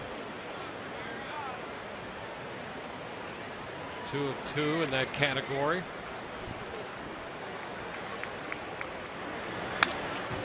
Pitch is fouled back. The fastball up, and Rivera liked that location of that pitch. The hitters, they love pitches up. That's why that pitch just above the hitting zone is so effective. And that pitch up was caused by the fact that Detweiler, while looking over and paying attention to Beckham, keep an eye on him, he went to slide step and never got his hand in the proper throwing release point. And it was funny too, because Chirinos came out from behind the plate, was telling him, hey, get that thing down at an angle. We've seen Rivera with some surprising pop. Well, and now they have Beckham caught off first and in a rundown, and he is out trying to get back in at first with Detweiler, the pitcher, completing the out. So he picks him off and pick off, and the inning is over here in the 4th. Still 3-2 Rays. This is rocking the dark blue one.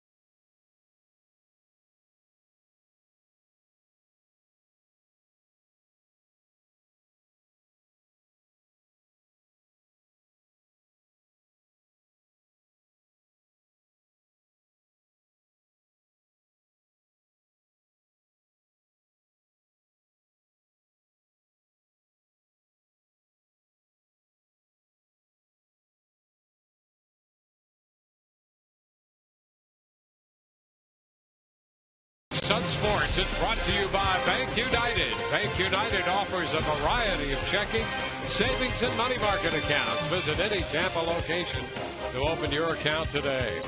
By Geico, 15 minutes can save you 15% or more in car insurance. Visit us at geico.com or call 1-800-947-AUTO. And by Courtesy Toyota, you'll love what we do for you. How about that? See what you missed between innings here? That little smooth sailing, and then it all falls apart. A little spoof there on the dopey-looking Texas Ranger. Elvis Andrus takes the pitch, and that's a strike. Fifth inning is underway.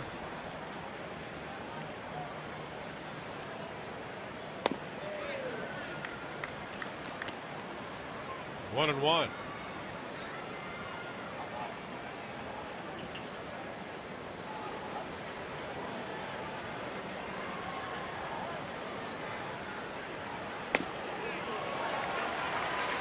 Two now.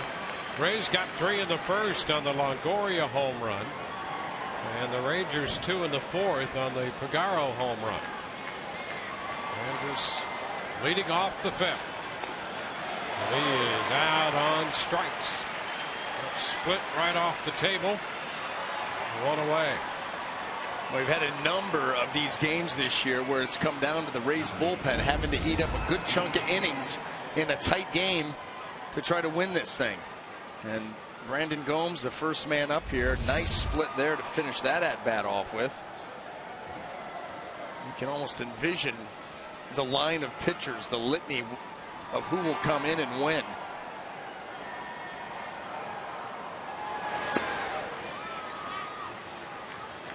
No ball, no strikes.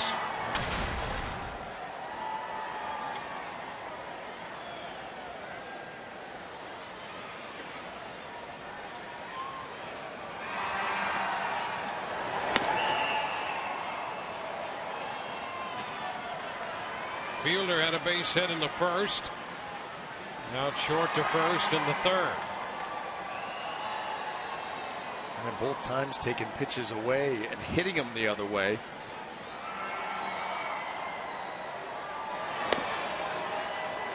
Strike Anthony's 2-1. Well, the Rays started the day second 3 games back. The Yankees lost to the Orioles 6-2. There's a shot well hit to right. Off the wall. Sousa's going to hold him to a single. Played to Karam and gets the ball back in to Cabrera. It's a long single by Fielder. Well, it's the little things, and this is a hang and split that Fielder is able to shoot out into right center field. Now this should absolutely be a double, but Sousa's already playing deep, so he gets to the ball quickly, plays it off the wall nicely, is in good throwing position, and Fielder, he's just stuck there at first base, and that is huge with just 1 out in this inning. Thinking double, Sousa keeps him at first base. A big difference on how you're going to attack Beltre here with a runner in scoring position potentially, the tying run on that play by Sousa. Beltre 0 for 2. The pitch is a strike. Rays get some action up in the right field bullpen. Steve Geltz. Wonder if there's a cape under that jersey.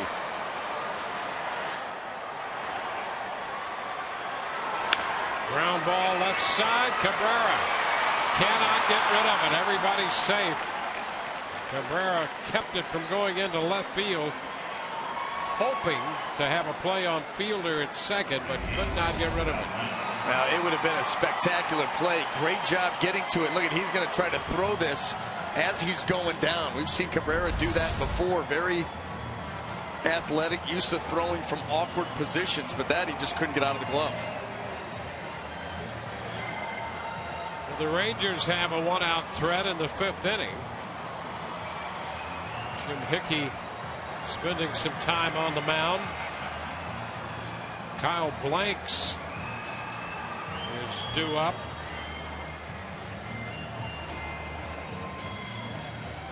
Blanks had a couple hits in the opening game of this series, went 2 for 4. An infield hit in the 4th before the home run struck by Peguero.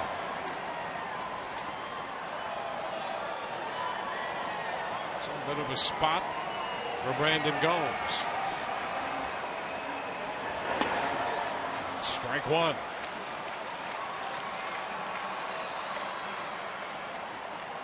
Well, there are 2 things accomplished with that pitch. Number 1, a strike, 0-1 count, but a fastball in. And a fastball in early to Kyle Blanks will free up the outer half of the plate and below the zone as this count moves on. Blocked by Rivera. 1-1. You make a hitter aware of a fastball in, especially when it's called a strike. He now all of a sudden is keen to that pitch and knows he's got to start his hands quickly. That sets up the off speed. That sets up the outer half of the plate.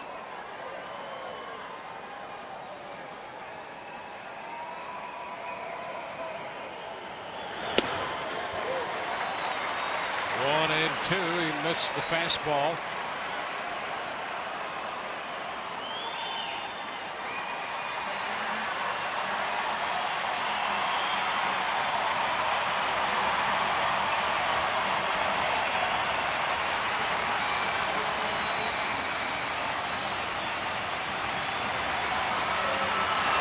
And a cut and a miss. Nice pitch there, breaking away from the tall right-handed hitter. The pitch down and breaking away. So there's the strikeout of Blanks. Now this result all set up by the first pitch of the at-bat, and there he goes down and away below the zone, and that swing not within 1.5 feet of it. That's it for Gomes. The Rays are going to go to the bullpen again. We'll return in a moment.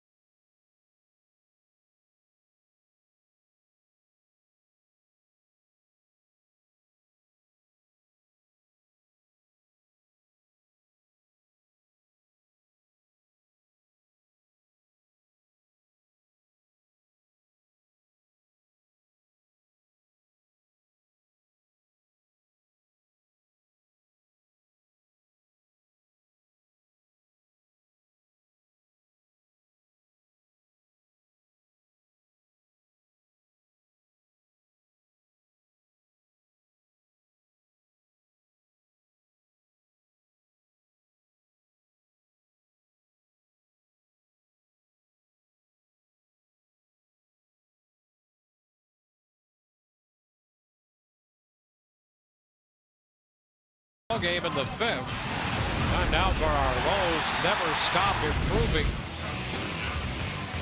See where the Rays rank among rookies.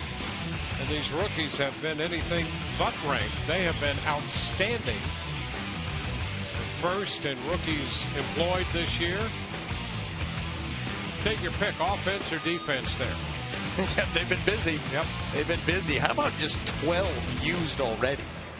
That's the number that jumps out at you. You know, you're breaking in a couple of rookies a season over the course of a season, not 12 by the early part of May. Carlos Peguero. He homered his last time. First pitch is a strike down from Geltz. I mean, I'd like to ask, you know, what is it, amateur hour around here? And it almost is. But they have certainly been pros with their performance. No question.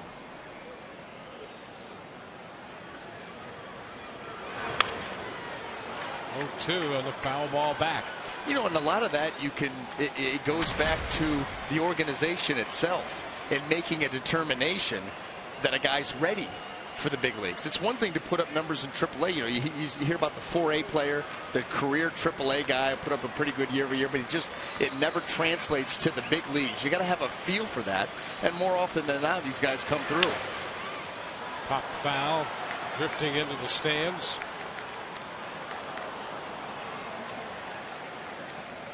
Geltz has been Mr. Versatile, and it seems available every day. Well, he really has just fulfilled a multitude of roles, including starting a game. First time he had started, what he said, maybe in high school, 10, 11, 12 years ago. Yep. Foul ball back.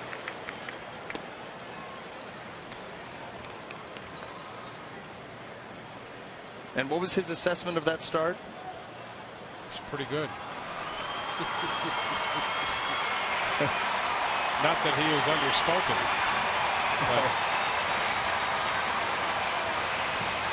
Give him the ball and let him pitch, and that's what he's done. Swing and a miss. He strikes out Figueroa. Texas strands 2. They do not score.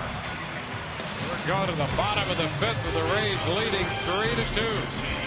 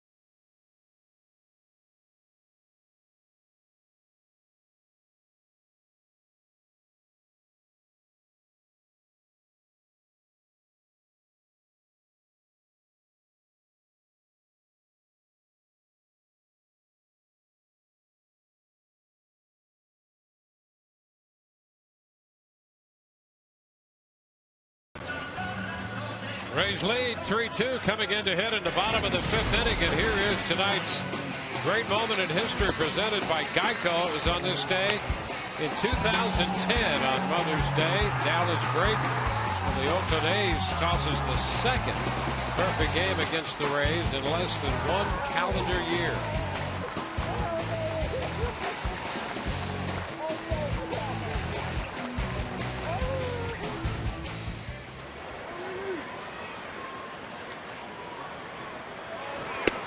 Bottom of the 5th. Rene Rivera was at the plate when Beckham was caught off first. That ended the 4th. Now he opens the bottom of the 5th. Hits this one a long way. It's going to be foul.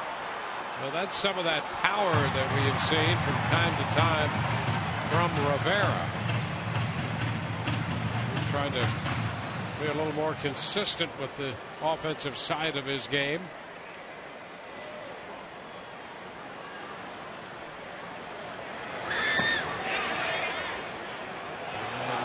Goes. It's Mike Estabrook down at first. Well, he's following it down, and yeah, just a little bit too far.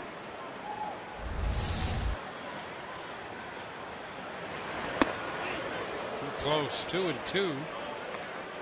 They have Detweiler out here to open the 5th inning.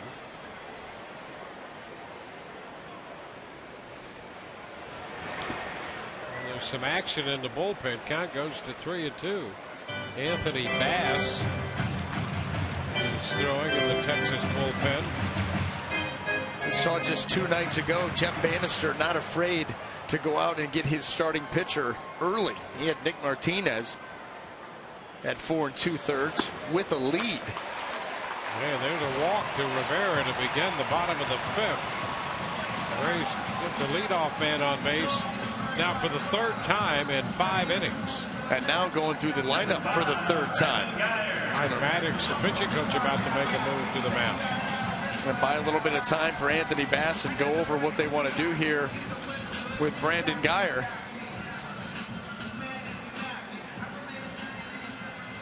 Rays fans, log on and caption this photo of Kevin Kiermaier. We'll take a look and check out all the submissions and then pick the best caption to be featured in next Wednesday's Rays-Yankees game. So log on to foxsportsflorida.com/Rays caption to play.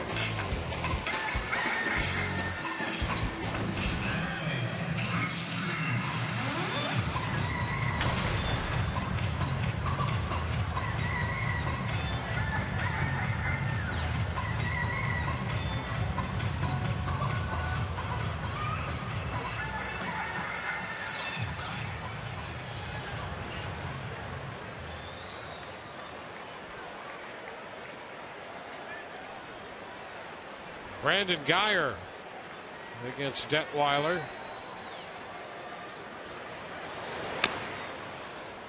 Which is foul.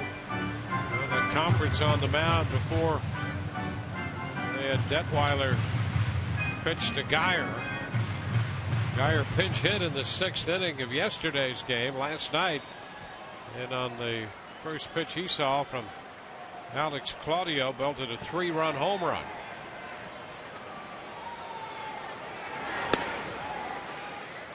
1-1.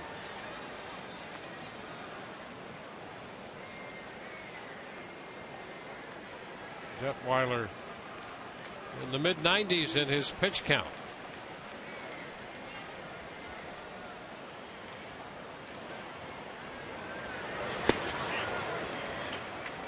It's 2-1.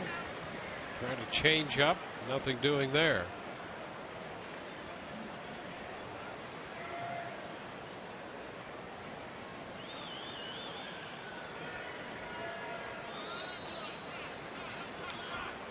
Time granted by Ed Hickox.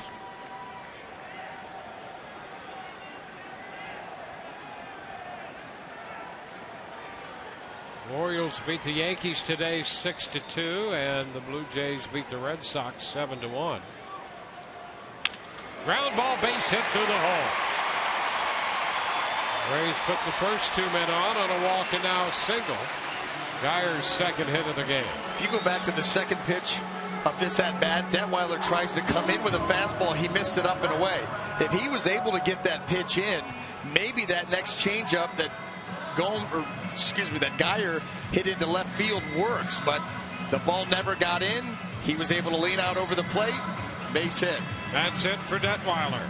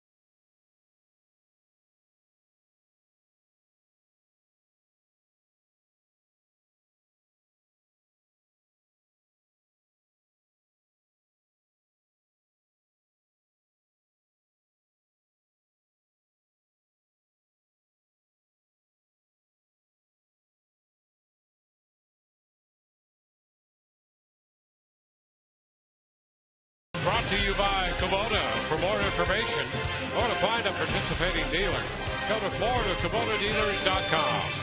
And by your Gulf Coast Honda dealers.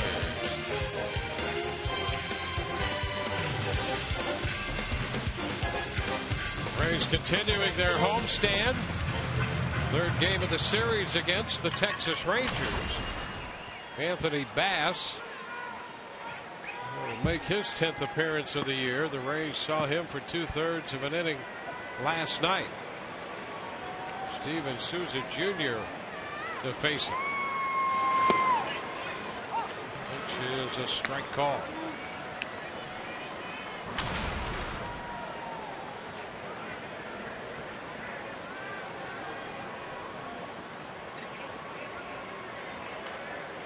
SHIN-SOO with 11 runs batted in on the year. It's a strike, and he's down 0-2. There's your newest Ray, Andrew Bellotti, starting to get loose down in the Rays bullpen. Battle the bullpens from here on out. I'll tell you what, the Texas Ranger bullpen, only one in the American League, has a worse ERA than the Rangers. 1-2. And Robinson Chirinos calling time here because you got a runner on second base, so you've got different signs being used. And Chirinos was not expecting the fastball. Watch the way he receives this. Yeah, right there he's going, what was that? Lucky he came up with it, really.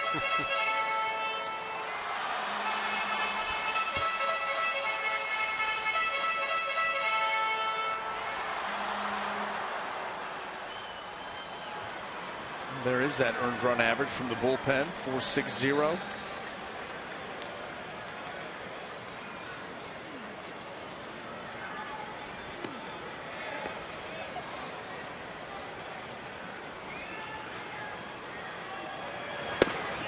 Too low. 2 balls and 2 strikes. And the bullpen coming into this game had given up 17 earned runs in just over its last 20 1/3 innings.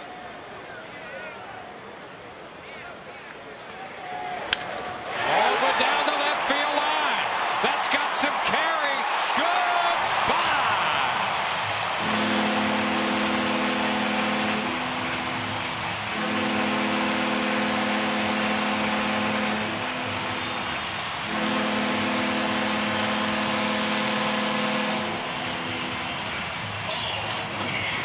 The Rays get their second 3-run home run of the night. This one courtesy of SHIN-SOO Jr. Boy, meant to be in, and that ball middle of the plate. Head down, hands through. Goodbye.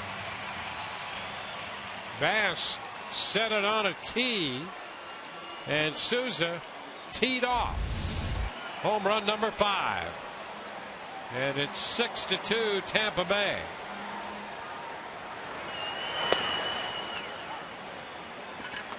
Strike 1 to Longoria.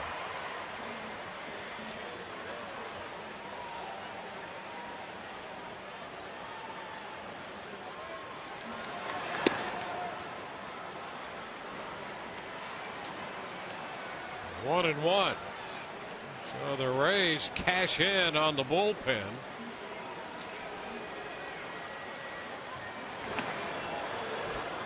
One and two now to Evan. 2 of those runs charged to Detweiler to run his total to 5 on the night. Evan with a home run and a walk tonight has his average up to 300. 4 innings plus for Detweiler and 5 runs. This is going to fall for a base hit. Evan is on again. He'll make the turn. Now CHOO's going to throw behind him. He is safe getting back in there.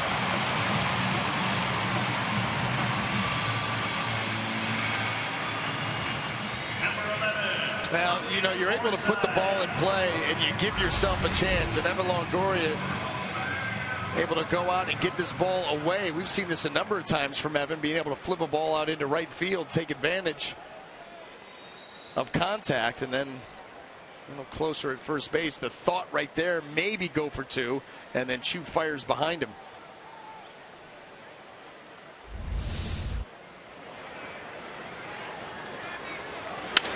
Ground ball off the bat of Forsythe to second. Out there, safe at first. You could smell that one coming. Too many bounces. That ball was hit right at Rosales, but it wasn't hit that hard. And Logan Forsythe hitting this ball to the right side. Look at, he's going to get out of the box good.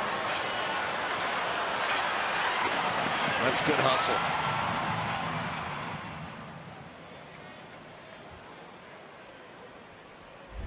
The first out in the bottom of the 5th inning. That's Joey Butler.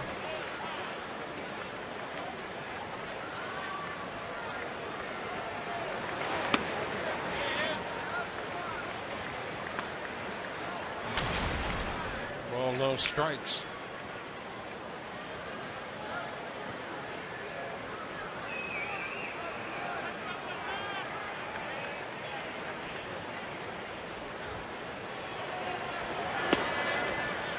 Home run in this inning by SHIN-SOO Jr. His 5th, his first home run since the 22nd of April, when he hit a home run against the Boston Red Sox, connecting off Joe Kelly. Took this one off Anthony Bass. 2-1.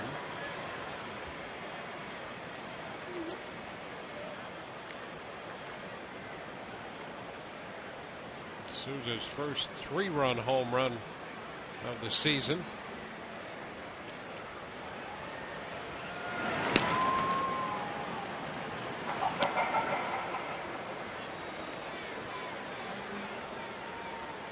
Well, Texas had trimmed the Rays' lead to 1, but with that one swing of the bat, it's up to 4 now.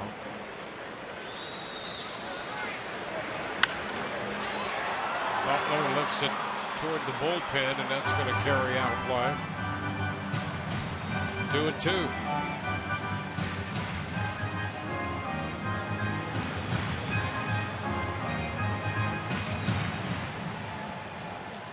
Well, that will allow Kevin Cash to use his bullpen differently than he may have if it stayed 3-2.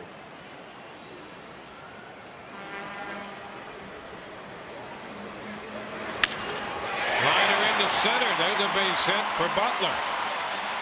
Advancing Forsythe into second. Now this Texas Ranger bullpen just continues to struggle.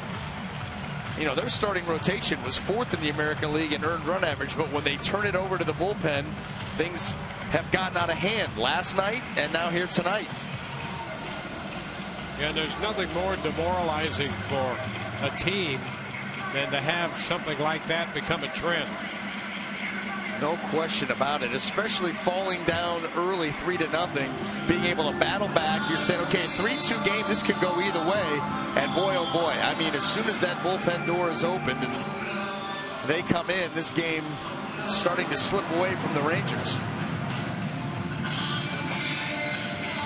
Well, Mike Maddox out there talking with his right-handed reliever, Anthony Bass.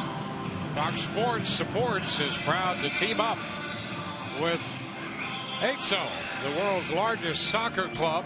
Go to ayso.org/play to find your region and sign up for a real fall team today.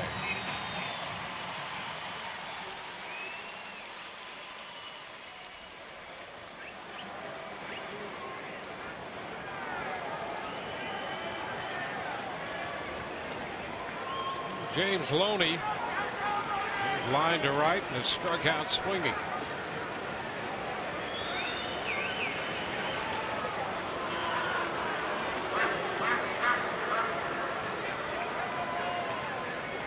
Three-run 5th and 2 more men aboard.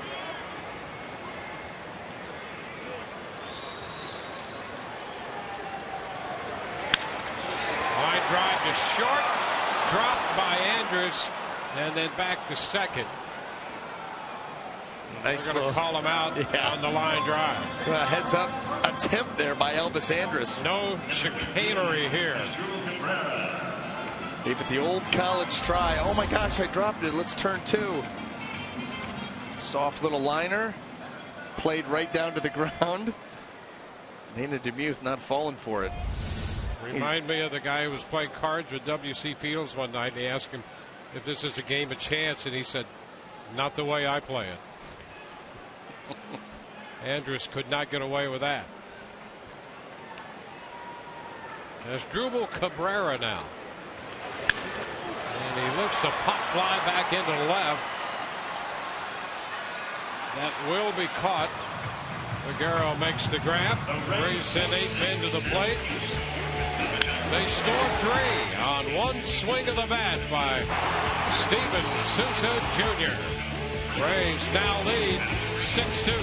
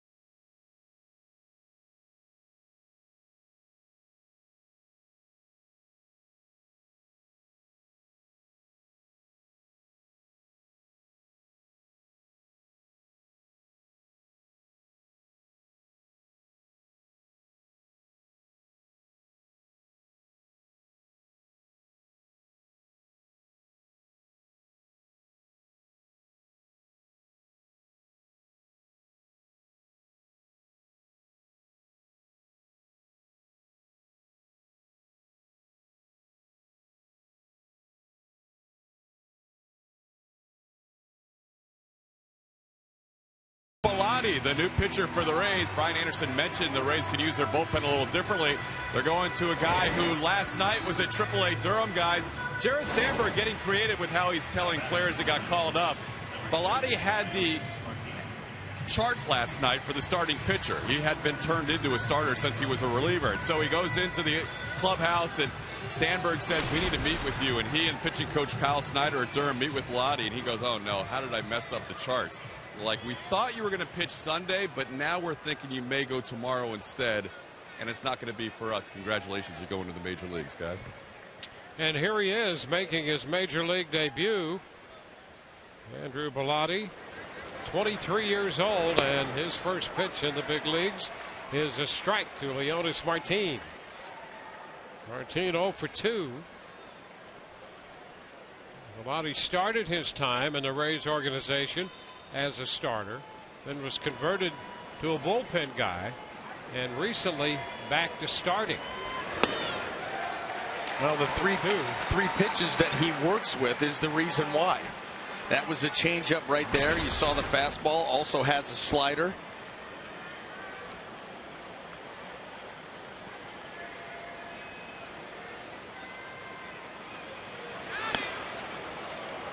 One ball, 2 strikes.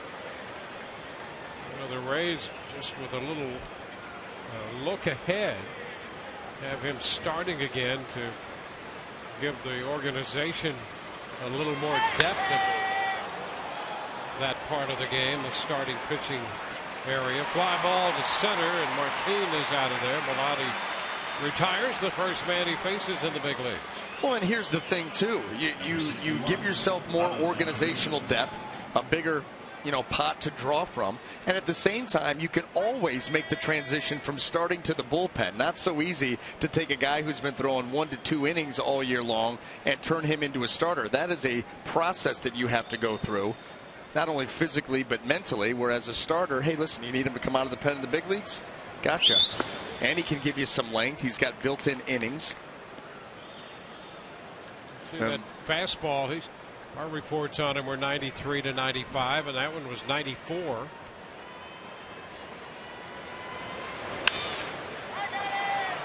popped up foul. 93 on that one. And you got to think too that what has happened to the Rays starting rotation this year at the big league level with all of the injuries had a whole lot to do with the plans for Bellotti. And that's where you need that depth. Who would have even imagined the fact that the Rays would have already used 8 starters and have so many on the disabled list? And he picks up a strike to Chirinos with his slider.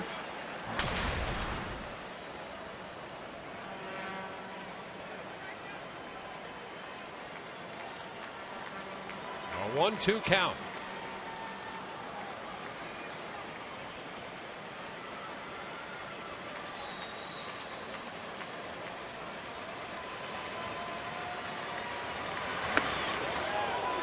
Up a little bit. Boy, it's a pretty good pitch right there at 83. A slider. He'd made 5 appearances with Durham and 4 of those starts. 2-0 with a 2.11 earned run average. And this one in, and it gets Chirinos. Chirinos hit with a fastball in on a 2-2 pitch. Number 9. Well, this ball just tracking in. You see right out of the hand, that ball just taken off, arm side run right into Chirinos' forearm, elbow. That's his throwing arm too. Tough place to get hit for a catcher.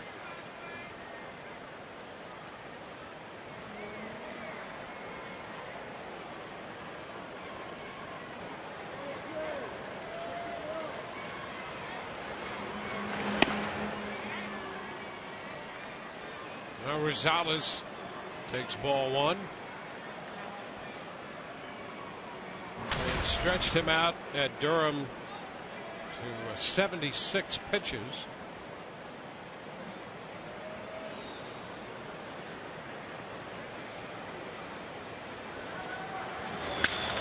Fly ball, center field with Carey, and Geyer will have room making the catch. So the fastball driven to deep center, but a couple steps left for Geyer. 2 gone. Number 17, SHIN-SOO.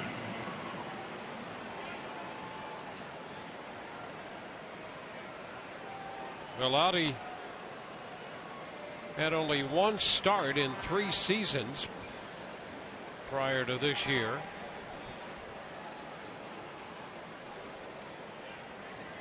Now he faces the top of the order, Shin-Soo Choo, who is 0 for 2 with a walk. He walked his first time up.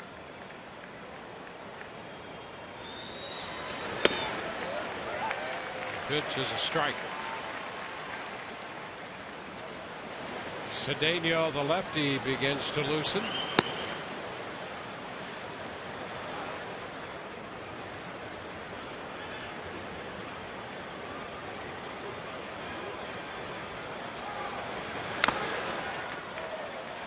Two, foul back.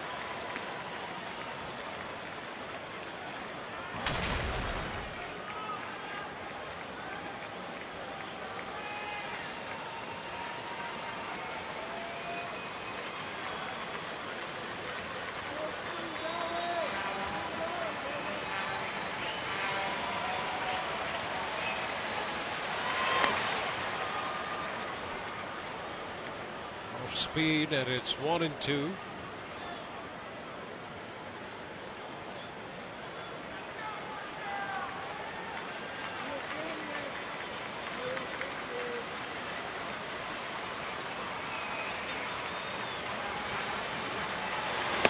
He strikes out Choo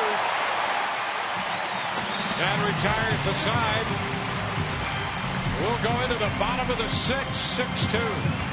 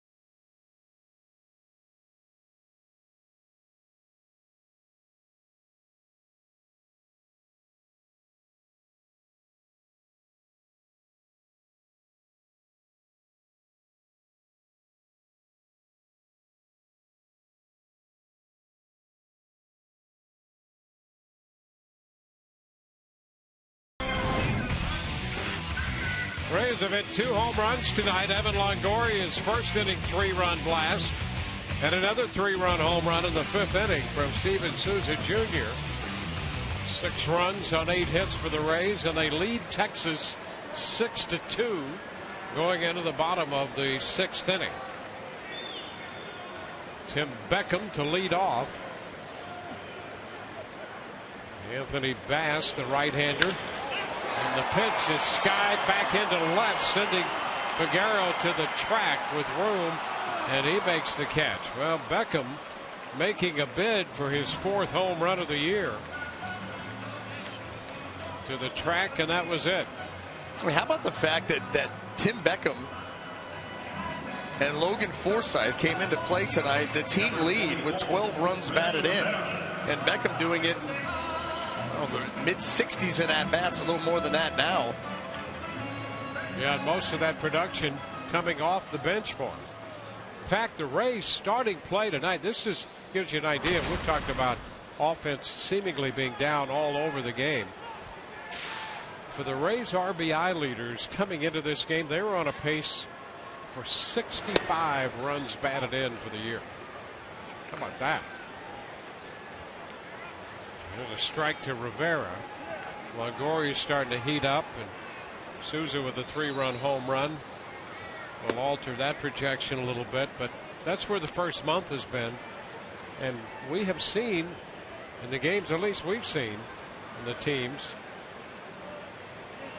offense not at the forefront night in and night out. Well, what they need to do, and really getting down to the heart of it, they've given themselves opportunities with runners on, runners in scoring position, but coming into that play, was they the were story last year. Yeah, it was. Left a lot of men on base. It was, but they came into play today. They were 14th in the league. They're going to get another one here. Opposite field double for Rivera. He's on for the 2nd time. You know, and it's funny, too, because when you go down and you watch the Rays take batting practice, it's not guys up there just swinging. I mean, Derek Shelton stands behind that batting cage and gives them scenarios. Get the runner over. Okay, you got a runner on 3rd, less than 2. Use the middle of the field. All of these different drills working on that runners in scoring position, and that problem has yet to be solved for this offense. Work on it here, though.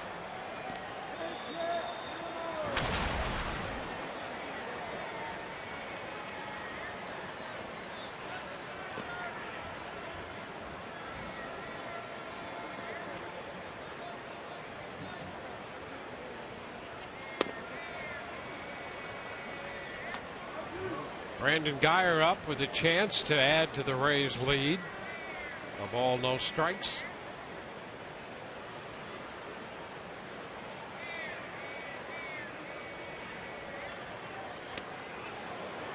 One and one.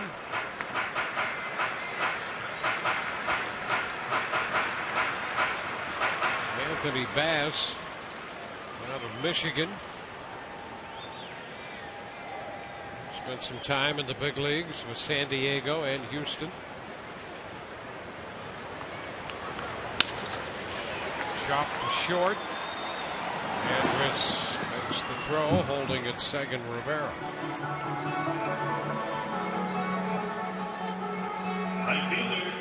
Two gone, and Steven Souza Jr., who was the first Rays hitter to face Bass tonight when he hit the 3-run home run out to left.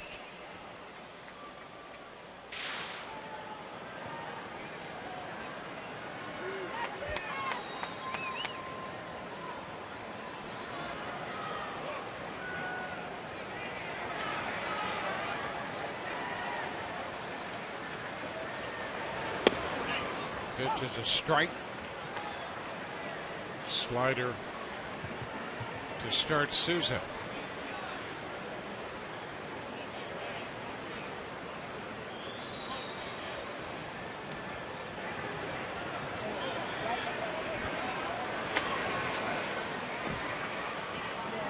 One and one.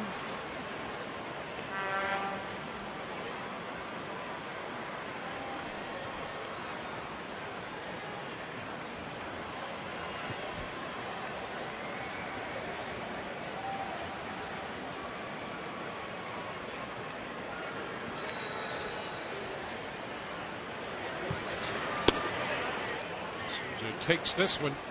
Slider outside, 2-1. So 14 runs batted in for Souza with the 3-run home run tonight. He started the night with 11. Evan Longoria started the night with 9. He has 12. They've accounted for the offensive production for the Rays tonight.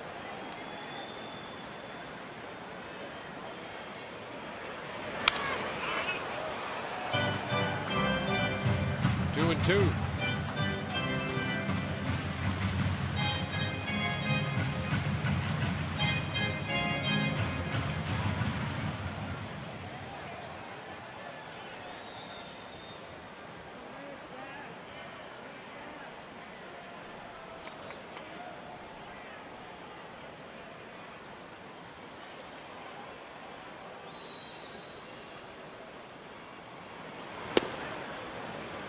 Full count. 5 runs charged to Detweiler, the starter, and the other one to Bass.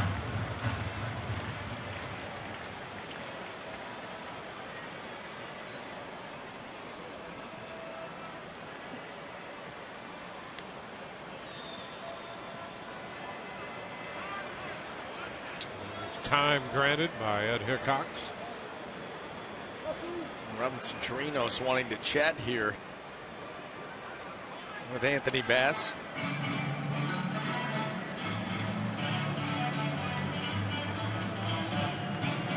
I always wonder what those conversations are this deep into account. You've got a runner out there at second base. He's been out there the entire time unless Chirinos is picking up something from Rivera.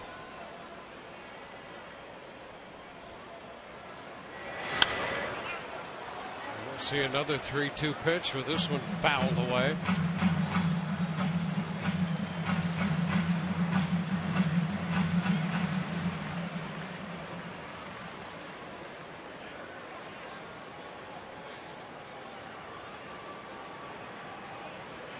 Bass was in camp this spring as a non-roster pitcher and has made the team. And he walks Souza.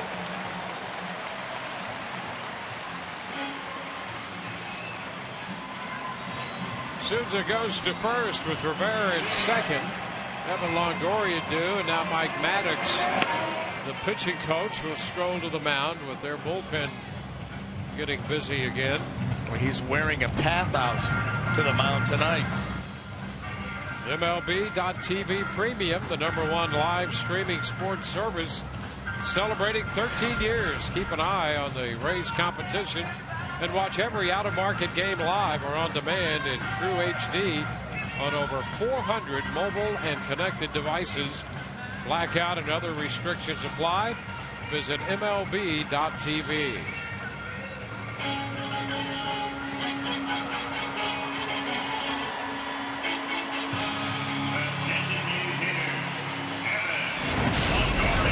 Evan Longoria been on 3 times, connected for a 3-run home run in the first inning to center field. And a 1-0 pitch out.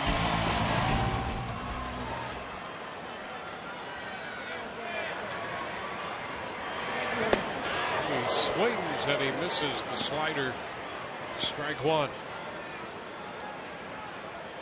Go ahead and give yourself 1 swing. Evan Longoria cut loose on that. Now he's got to recalibrate and get back into this at bat.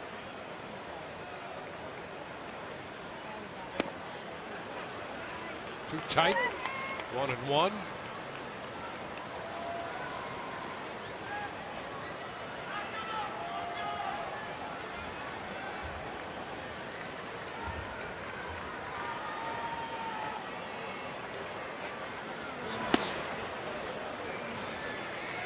Two balls and a strike.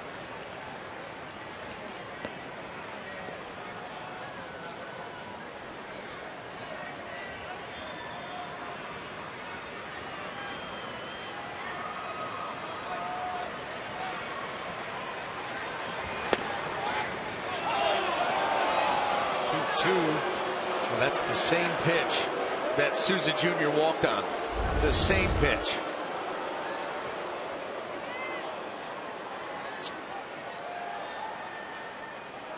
Bass got a call there to square the count.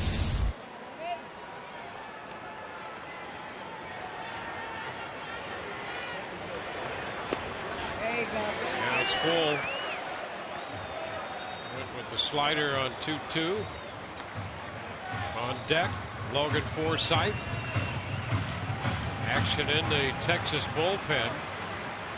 Spencer Patton. There he is.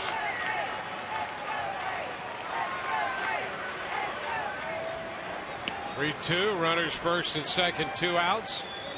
Runners on the move. And a chopper back at third. Long throw, and Beltre throws a strike to first to end this inning. Rays lead 2. On to the 7th, 6-2 Rays.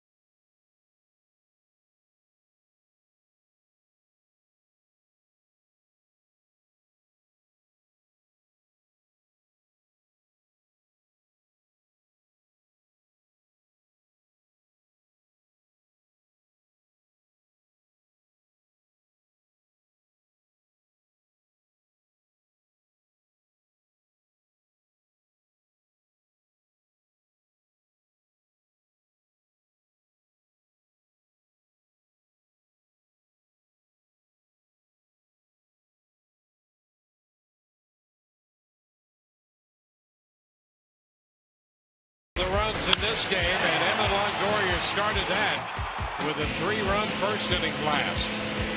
Well, then you're going to get Carlos Peguero trying to draw the Rangers close at 3-2, and just as soon as he would do that, you turn around and Steven Souza Jr. That's the way. This is the old Baltimore Orioles way to live. The 3-run homer, 2 of them tonight for the Rays, and they have a commanding 6-2 lead. We move into the 7th inning in this 4-run ball game. Andrew Bellotti got his first major league inning out of the way in the 6th. And here's Elvis Andrus sending a fly ball to right off the fastball, and that's caught by Souza Jr.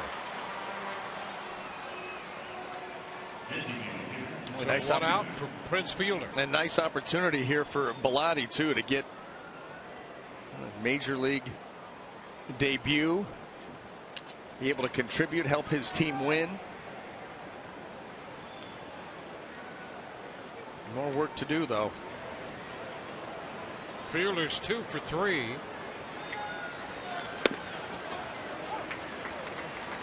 Pitch is a strike.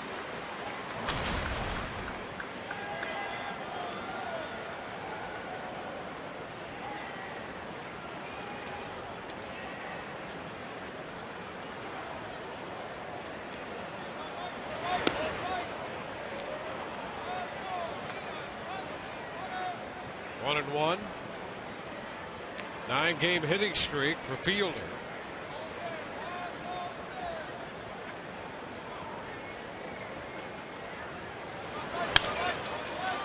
Pops it up.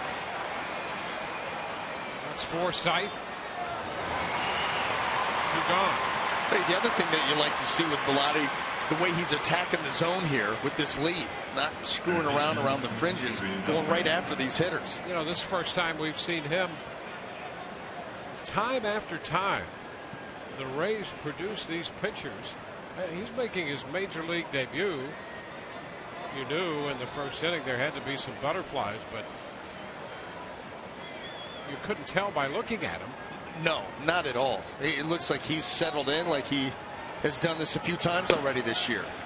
And you're absolutely right. I mean, he just poised out on the mound, and this goes back to, is a guy ready? Yep. Can you project him to the big league level? Will the stage be too big for him? Doesn't look like it. Just threw a nice first pitch slider to BELTRE. Been in a bit. It's 1-1.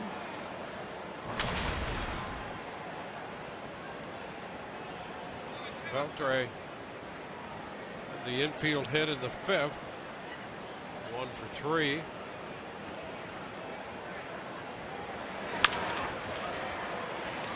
Handled by Forsythe.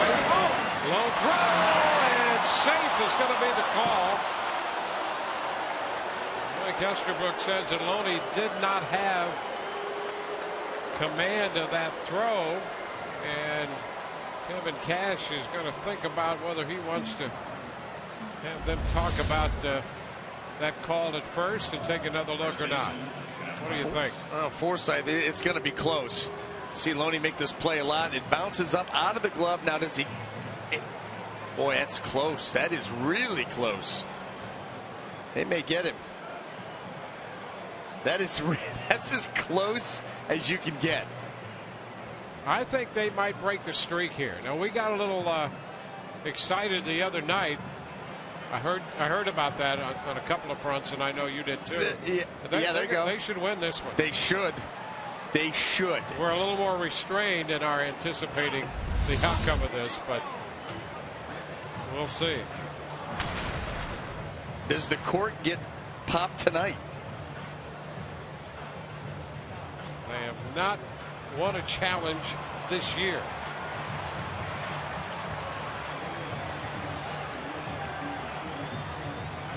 Look at that. Yeah. Look at that.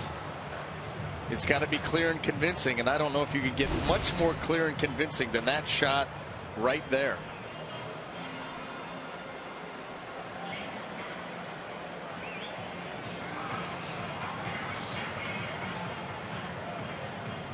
You know, we know on a throw. Well, here we go. This is it. The news we've been waiting for, Dwayne. He's out. There you go, Rays. Rays win a challenge. The call overturned. And that retires Texas in the top of the 7th inning. Well, a small celebration. Rays win a challenge and lead 6-2.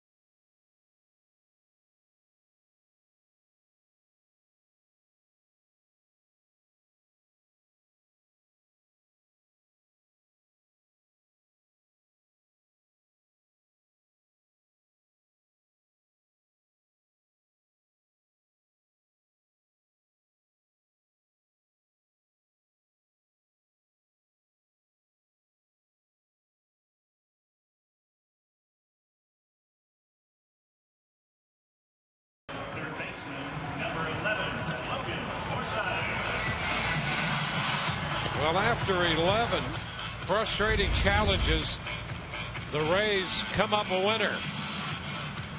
They get the call on this challenge, and there's jubilation in that Rays dugout. Kevin Cash going just down the runway a little bit, and some of the Rays down there to congratulate the Rays video coordinator, Chico Fernandez.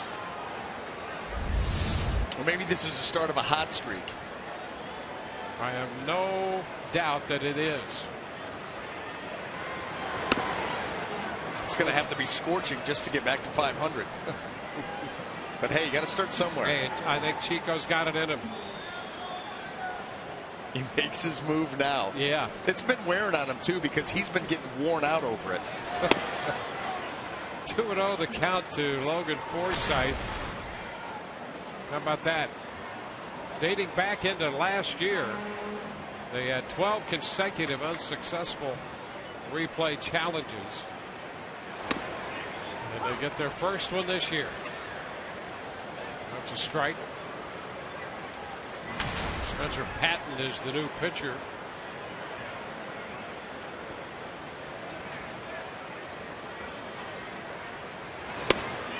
It's going to be on the corner to Logan, and it's 2-2.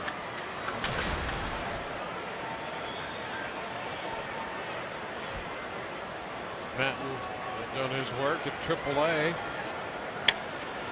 An 0.96 earned run average, a little over 9 innings, and he gets the corner there with a fastball at 94. Yeah, he's got an interesting arm angle here, mechanics. Well, he can really get that fastball in there, low, hard, 94 miles an hour. You can see him right here. Hides that ball very well, and I'll tell you something, you dominate like he was at AAA, ERA under 1, 14 punch outs in just over 9 innings. That'll warrant a call. Joey Butler takes a big cut. Yeah, he hadn't given up anything at Round Rock AAA, and then he made his debut in Houston. Walked a man, and then Chris Carter hit a 2-run home run off of the first 2 men he faced. A welcoming party.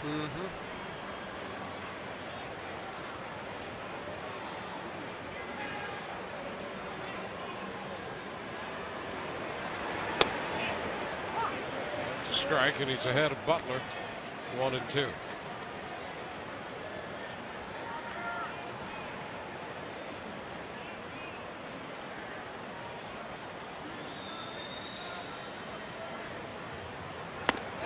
Close there, and it just nicked him. So Butler hit by a pitch. He'll head to first. First baseman, number 21, James Loney. Oh, that ball just taken off up and in, and I mean grazed. You're going to get hit by a pitch with something about 94, that's the way to do it. Absolutely. Right into the catcher's glove and down to first you go. Well, here's James Loney.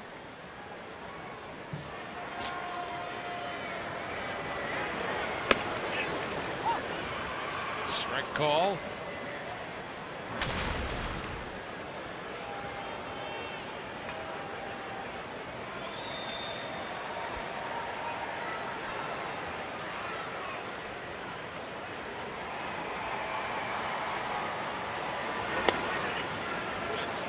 One and one.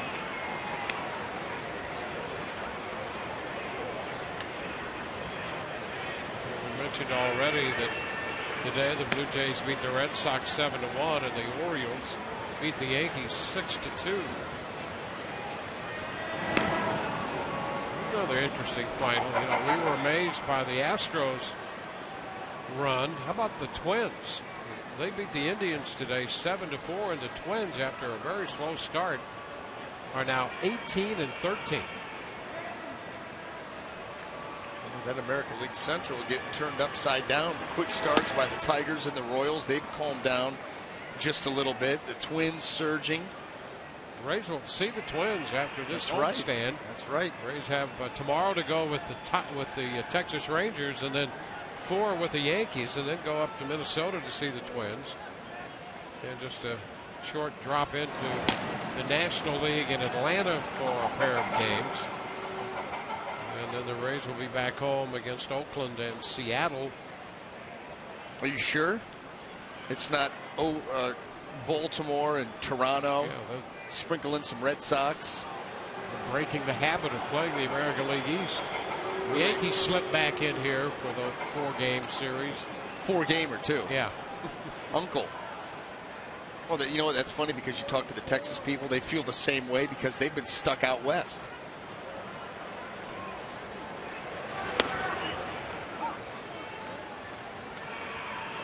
Two and 2.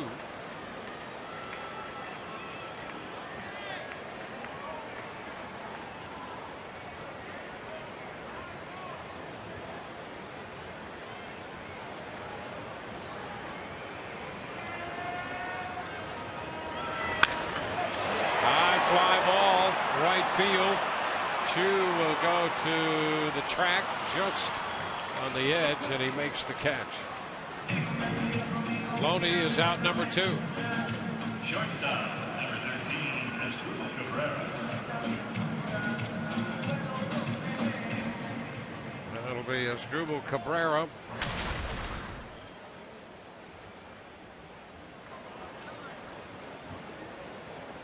Cabrera with a couple hits, a single and a double. He is 2 for 3. Now he'll bat left-handed with the right-hander Patton in the game. There goes the runner. The pitch is down. The throw is in time. Chirinos right on the money. So it's a 2-6 caught stealing. The Rays are finished in the 7th. We head into the 8th. 6-2 Tampa Bay.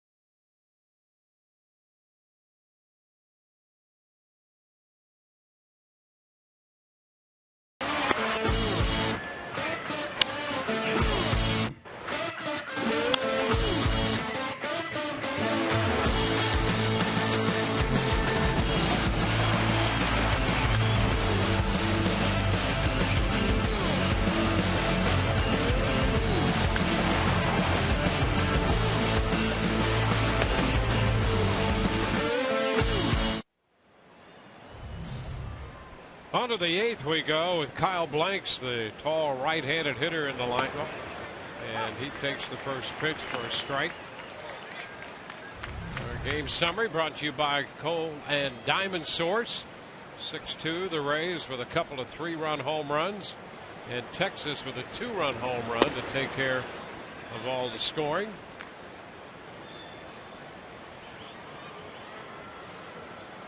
One count here on Blanks.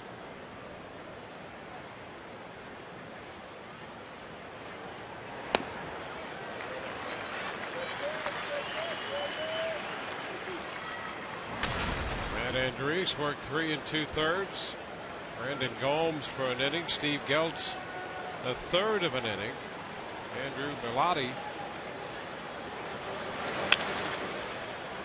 here now. He's worked the 6th and 7th innings and opening the 8th.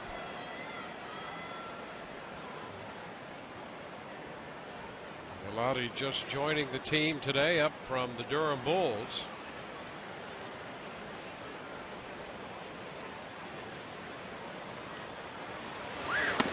I got a question for you. With all the players on the Rays disabled list, they make their call from Durham for all the replacements. Durham needs, all the way down. Where do the players for A-ball and where are they coming from? Yeah, I know. I mean, they got to keep filling in. Guys move up. You need to fill those roster spots at every level, and so many guys from Durham up this year. You forget the shuffling that they have to do down there. It's an interesting situation, and they'll fill them in by sometimes they'll sign a free agent guy, put him at AAA, get a couple of those guys. The other thing interesting to keep an eye on, the ground ball to third, and Blanks is out. Forsythe to Loney. Grant Balfour's at AAA. Be interesting to keep an eye on him. And here's the reasoning behind that. You have guys at A-ball and AA for a reason. You've placed them there at that level of competition. You got a couple of guys that go to the big league club from AAA. Well, you may not want to move a guy who's at AA up to AAA. Might not be time yet. It could be bad for his development. Absolutely. So absolutely. Find a free agent guy somewhere and drop him into your AAA roster. Absolutely. It just keeps you so busy trying to make sure that everything's smooth with the organization. All the spots are filled, and you're right, all the prospects are where they're supposed to be.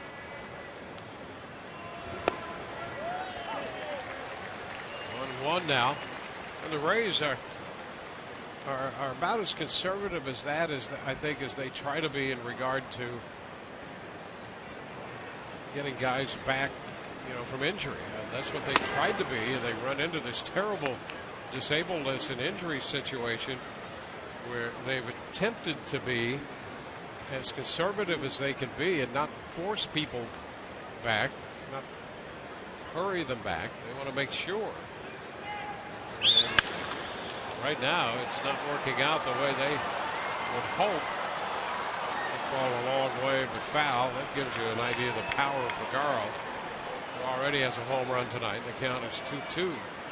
You don't have to look any further than the situation with Desmond Jennings. He came out of the lineup, sat for 3 or 4 days. It was hoped that he could get back in there, put him back in the lineup. All of a sudden, he was a late scratch just a few minutes before the game started, and then to the disabled list. 2-2 here on Figaro.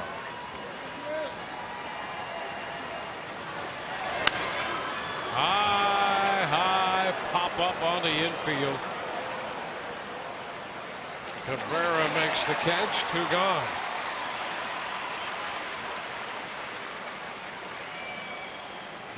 Bellotti has now faced 9 hitters. He's retired 8 of them. Chirinos reached when he was hit by a pitch. And the post game, Rays Live, presented by Checkers. Todd Narust is anchoring the coverage. We'll hear from Kevin Cash. Emily Austin will have interviews from the clubhouse. All of that coming up immediately following the coverage of our game tonight. Martin takes a strike.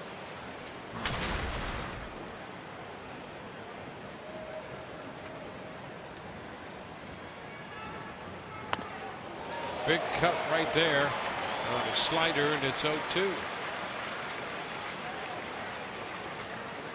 Well, 23-year-old right-hander Andrew Bellotti going at it. Pitching well above his age, showing poise.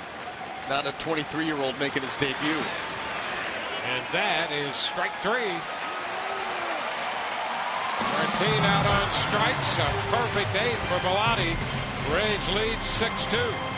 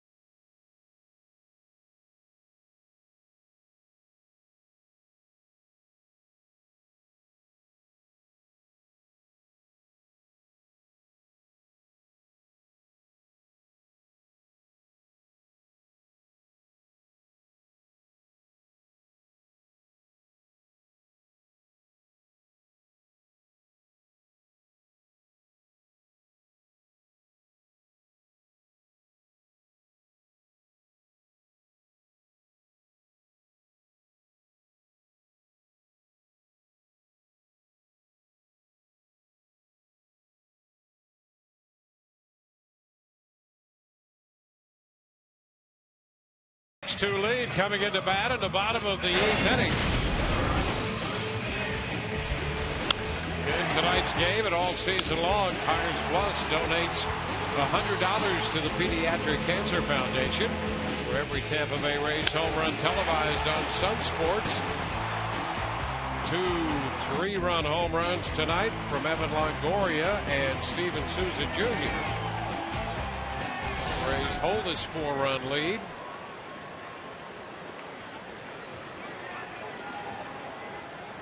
Nice debut from Andrew Bellotti tonight. Matt Andriese started. Brandon Gomes, Steve Geltz, and then Bellotti. I'll tell you what, it's quiet down in the Rays pen, so you get the feeling that he may get the opportunity to finish this thing right off. 1-0 to Asdrubal Cabrera, who is 2 for 3. 2-0. Off speed pitch. Yeah, they're just socializing down there. All calm in the Rays bullpen. 2-1. Make your major league debut and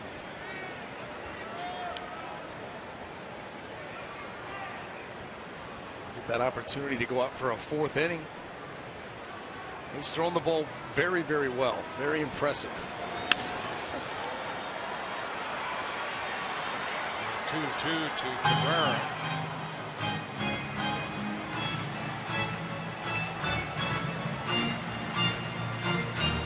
Spencer Patton, this right-hander on the hill for the Texas Rangers.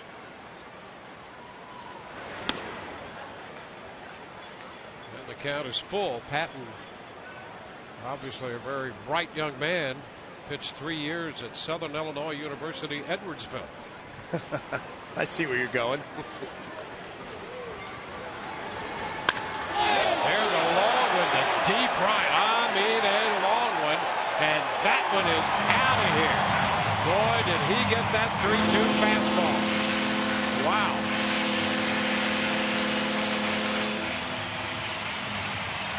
He was threatening the back wall here. That ball was crushed. 3rd home run of the night for the Rays. Number 1 for Cabrera. He has a 3-hit night. Now, a little fisticuffs early on, a little pushing with Adam Rosales, and that seemed to wake Cabrera up. He's had a heck of a night in the field and at the plate, culminating in this.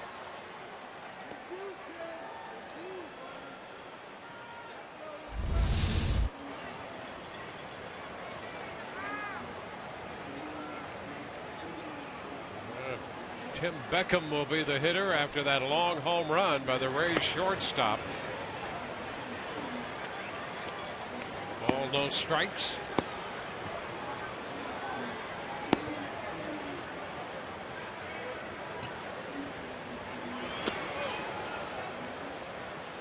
1-1, a slider to Tim Beckham.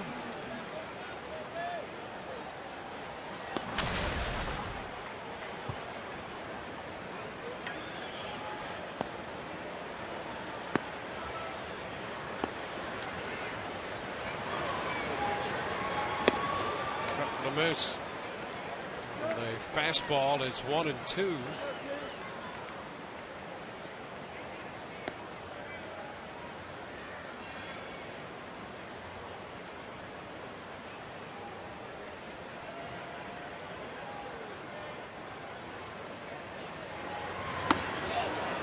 And he strikes out on that fastball. Boy, just tied him up. That ball up and in. And Tim Beckham just could not pull those hands in close to the body and get to it. That was a really good pitch there by Patton.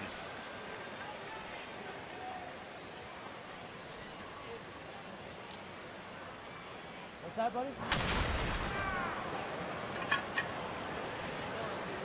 Maybe. Rivera. The pitch is high, a ball, no strikes.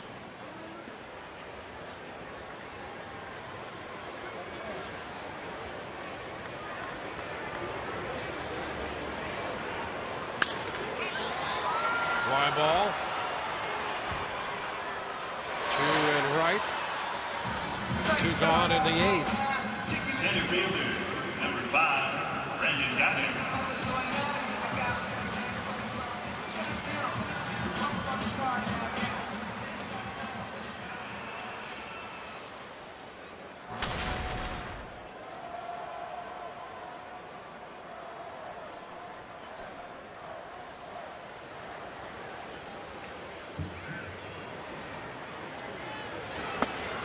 Brandon Guyer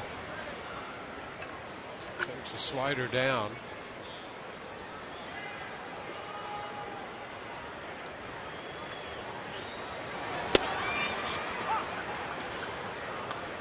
One leadoff home run in this inning by Asdrubal Cabrera.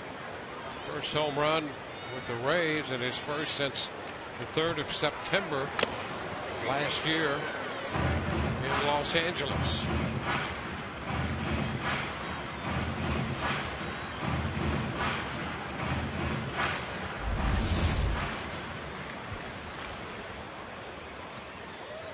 Shot to the right shoulder there, even through the chest protector. He feels that one. That was after getting hit by a pitch on the right forearm. Hot shot to third. Beltre still comes up with it and makes the throw to first to retire the Rays, but they get a run on the long home run by Asdrubal Cabrera. We've completed 8, and the Rays lead 7-2.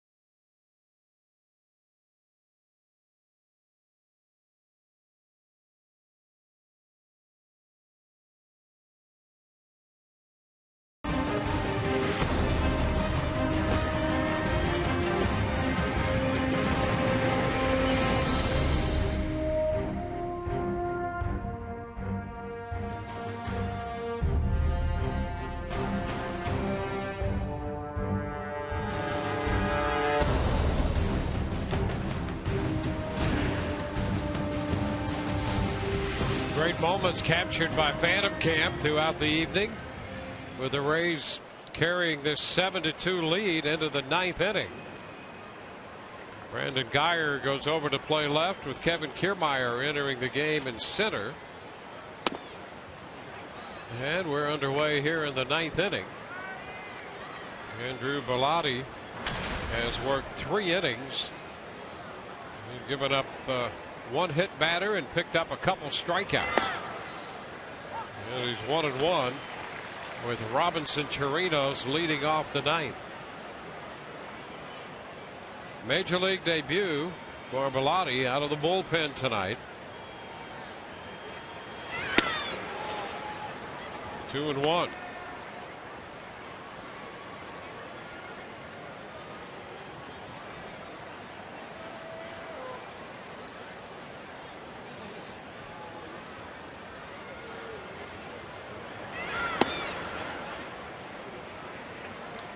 Andrees started, pitched 3 2/3.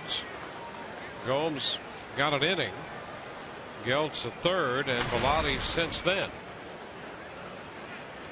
Scorer has some discretion as to who he will award the win to.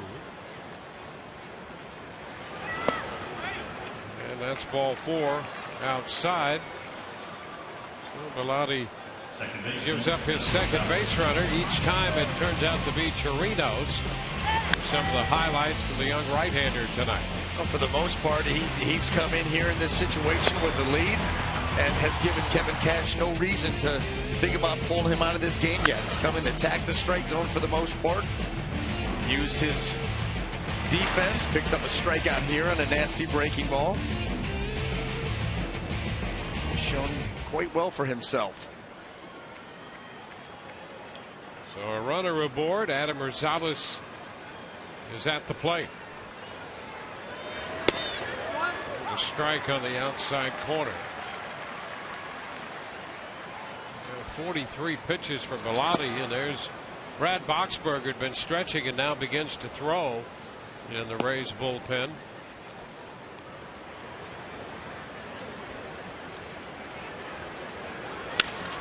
Fly ball, center field, and Kiermaier is there. One away.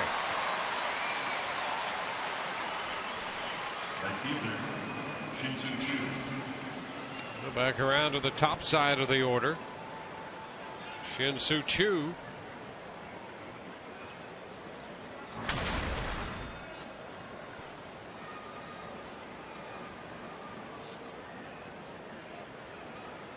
walked to start the game. Since then has popped out, grounded out, and struck out. First pitch strike.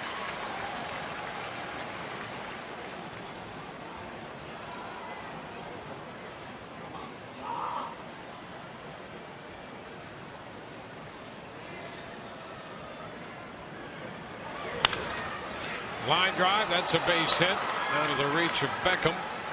Pushing Chirinos up to second. 2 on with 1 out. Chu just got enough of that pitch off the end of the bat. Wasn't hit hard, but in a spot where Beckham was not able to retreat and make any kind of play on it. Now you got 2 runners aboard. Change up there by Bellotti. Not a bad one either. Just off the end of the bat. Chu strong enough to get it out into right field.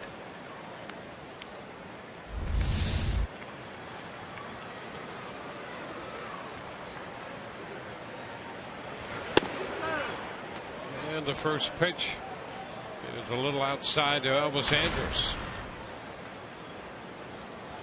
It doesn't play right now, but that home run by Cabrera, big. Big difference between 4 and 5 run lead. It seems bigger than just 1 run, especially now. It's a strike, 1-1.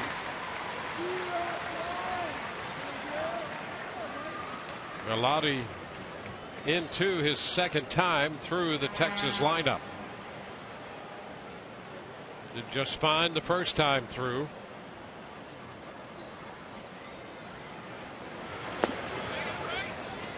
It's 2-1. Well, this is where the starting experience helps. You're able to recognize hitters if they're going to make adjustment against you. Something they may do is something a little bit different. You remember how you got them out the first time, how you set them up as you attack them for a second time. That's the challenge of any starting pitcher, to figure out a way to get out a major league hitter 3 or 4 times in a game. We got a lot to get you too, man.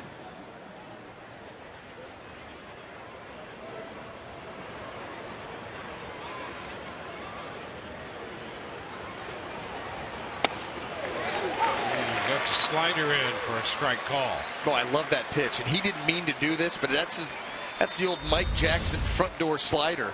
Started at the guy, you freeze him, and all of a sudden it breaks to the inside corner. Not a whole lot a hitter can do with that pitch.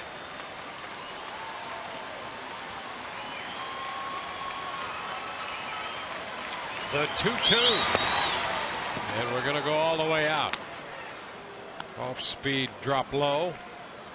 He tried to get him with the changeup, and I'll tell you, he's got a nice changeup, something that's a staple in this organization.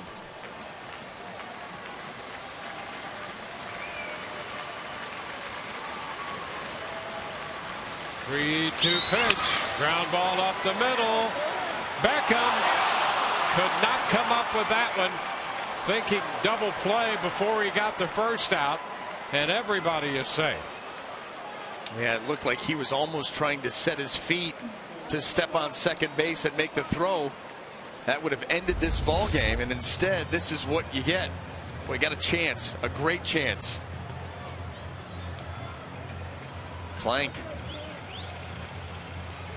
So Beckham charged with the error, and that's going to be it for Velotti. And he'll get a nice hand from the crowd tonight in his major league debut.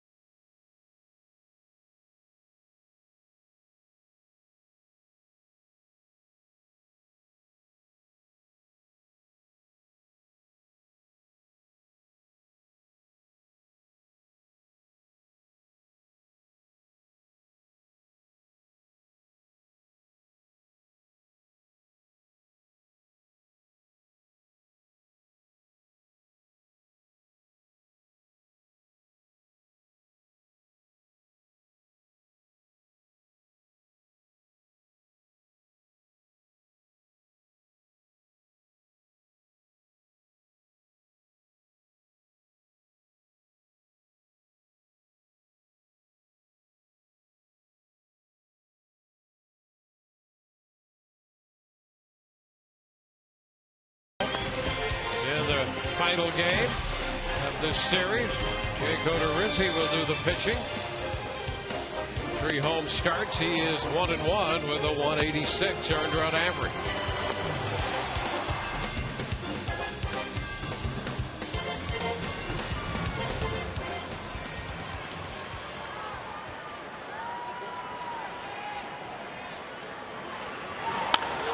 First pitch.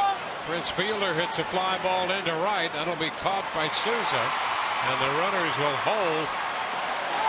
Boy, a strike to the plate by Souza, and the Rays get the big second out here in the 9th inning as Brad Boxberger on one pitch disposes of the very dangerous Prince Fielder. Now Souza Jr. had all of his momentum working towards home plate. Perfect line and a perfect throw.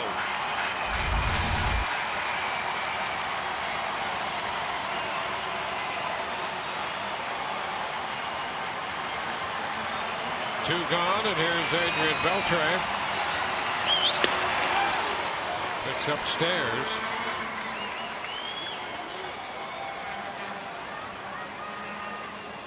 Beltre. And a base hit in the 5th. 13th appearance for Boxberger. Oh, what a pickup right there by Rivera. No, that's all instinct. I mean, you don't even have time to think here. No time to get your body in front of it. This fastball yanked by Boxberger, and just an Olay backhand. Great job there by Rivera. Saves a run.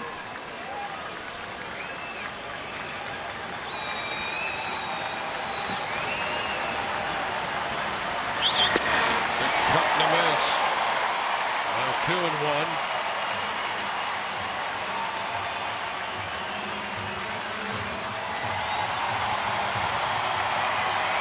Boxberger last worked on Wednesday when he picked up his 7th save, closing out a 5-3 victory over the Red Sox in Boston. Strike 2, and it's a 2-2 count. Right across the kneecaps with this fastball. Bottom of the zone.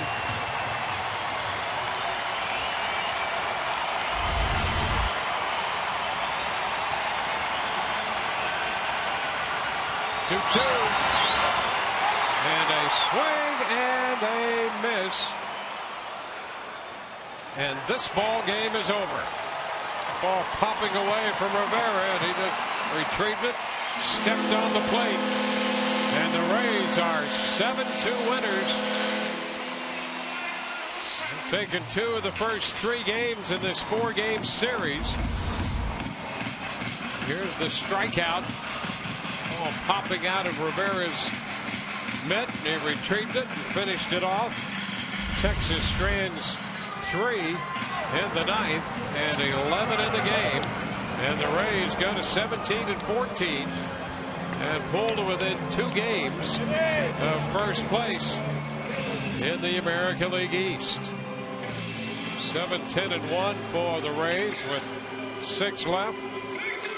2-8-0 with 11 left for Texas.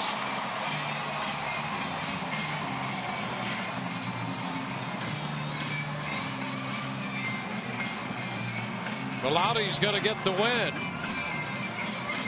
3 1/3 in his major league debut. Andrew Belotti, the winner. Boxberger will be credited with his 8th save. Detweiler, the loser. His record now 0-4. A little over 3 hours, 3 hours and 18 minutes to play this game. The Rays hit 3 home runs tonight, and Evan Longoria started the scoring with a 3-run blast in the first. Todd Callis standing by with Evan right now. Dwayne, thanks. Evan, here's a team that calls up Matt Andriese, gets a start, and you guys keep rolling. It seems like no matter what has happened, illness, injury, you guys still have maintained your pace in the AL East. Yeah, I mean, it's sometimes you look at it and it's pretty unbelievable what we're doing, but it's one of those things that I guess we come into the clubhouse expecting to win every day, and it doesn't really faze us that some of the names are unfamiliar to other people. I mean, guys are going out there and competing and doing their jobs, and that's all you can hope for. And when you go out there and give yourself a chance to win every night, good things happen. For you, a bomb to center field. You hit one out of Fenway Park. Is this a carryover from some good swings in Boston?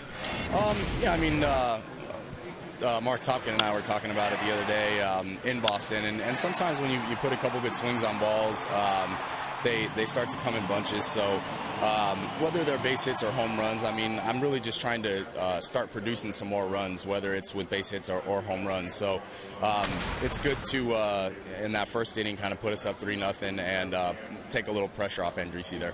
Kind of a crazy week. You have the 1,000 hits, the multi-homer game, then you lose the streak. Today you're up early with the Miles for Moffitt walk runner. You don't mind a little early morning walk, huh? Yeah, I mean, that cause, the Miles for Moffitt and Moffitt Cancer Center is so important to the Tampa St. Pete community and to me and my family, and so it's easy to get up for. And then DH in the last couple of days, are you closer to playing in the field? Yeah, I hope to play tomorrow. I'm just trying to get a solid night's sleep. Final thing, 2 3-run home runs were exciting, but was one of the most exciting moments winning a challenge for your dugout? Yeah, for the fans at home that don't know what's going on, we were 0 for the season, so getting one out of the way there on a really good play by Loney was good for Chico, our video guy, and for the rest of us. Thanks, Evan. All right, thanks. All right, guys, back to you. All right, Todd, thank you. The Rays winners tonight. The 7-2 final. Again, Belotti in his major league debut gets the win. Boxberger is save and home runs from Longoria, Souza, and Cabrera. Same 2 teams tomorrow afternoon will wrap up this series. Our coverage begins at 12:30 on Sun Sports. For Brian Anderson and the rest of our crew, this is Dwayne Stats. Great to have you with us. Hope you've enjoyed the telecast. Rays Live, the postgame is next.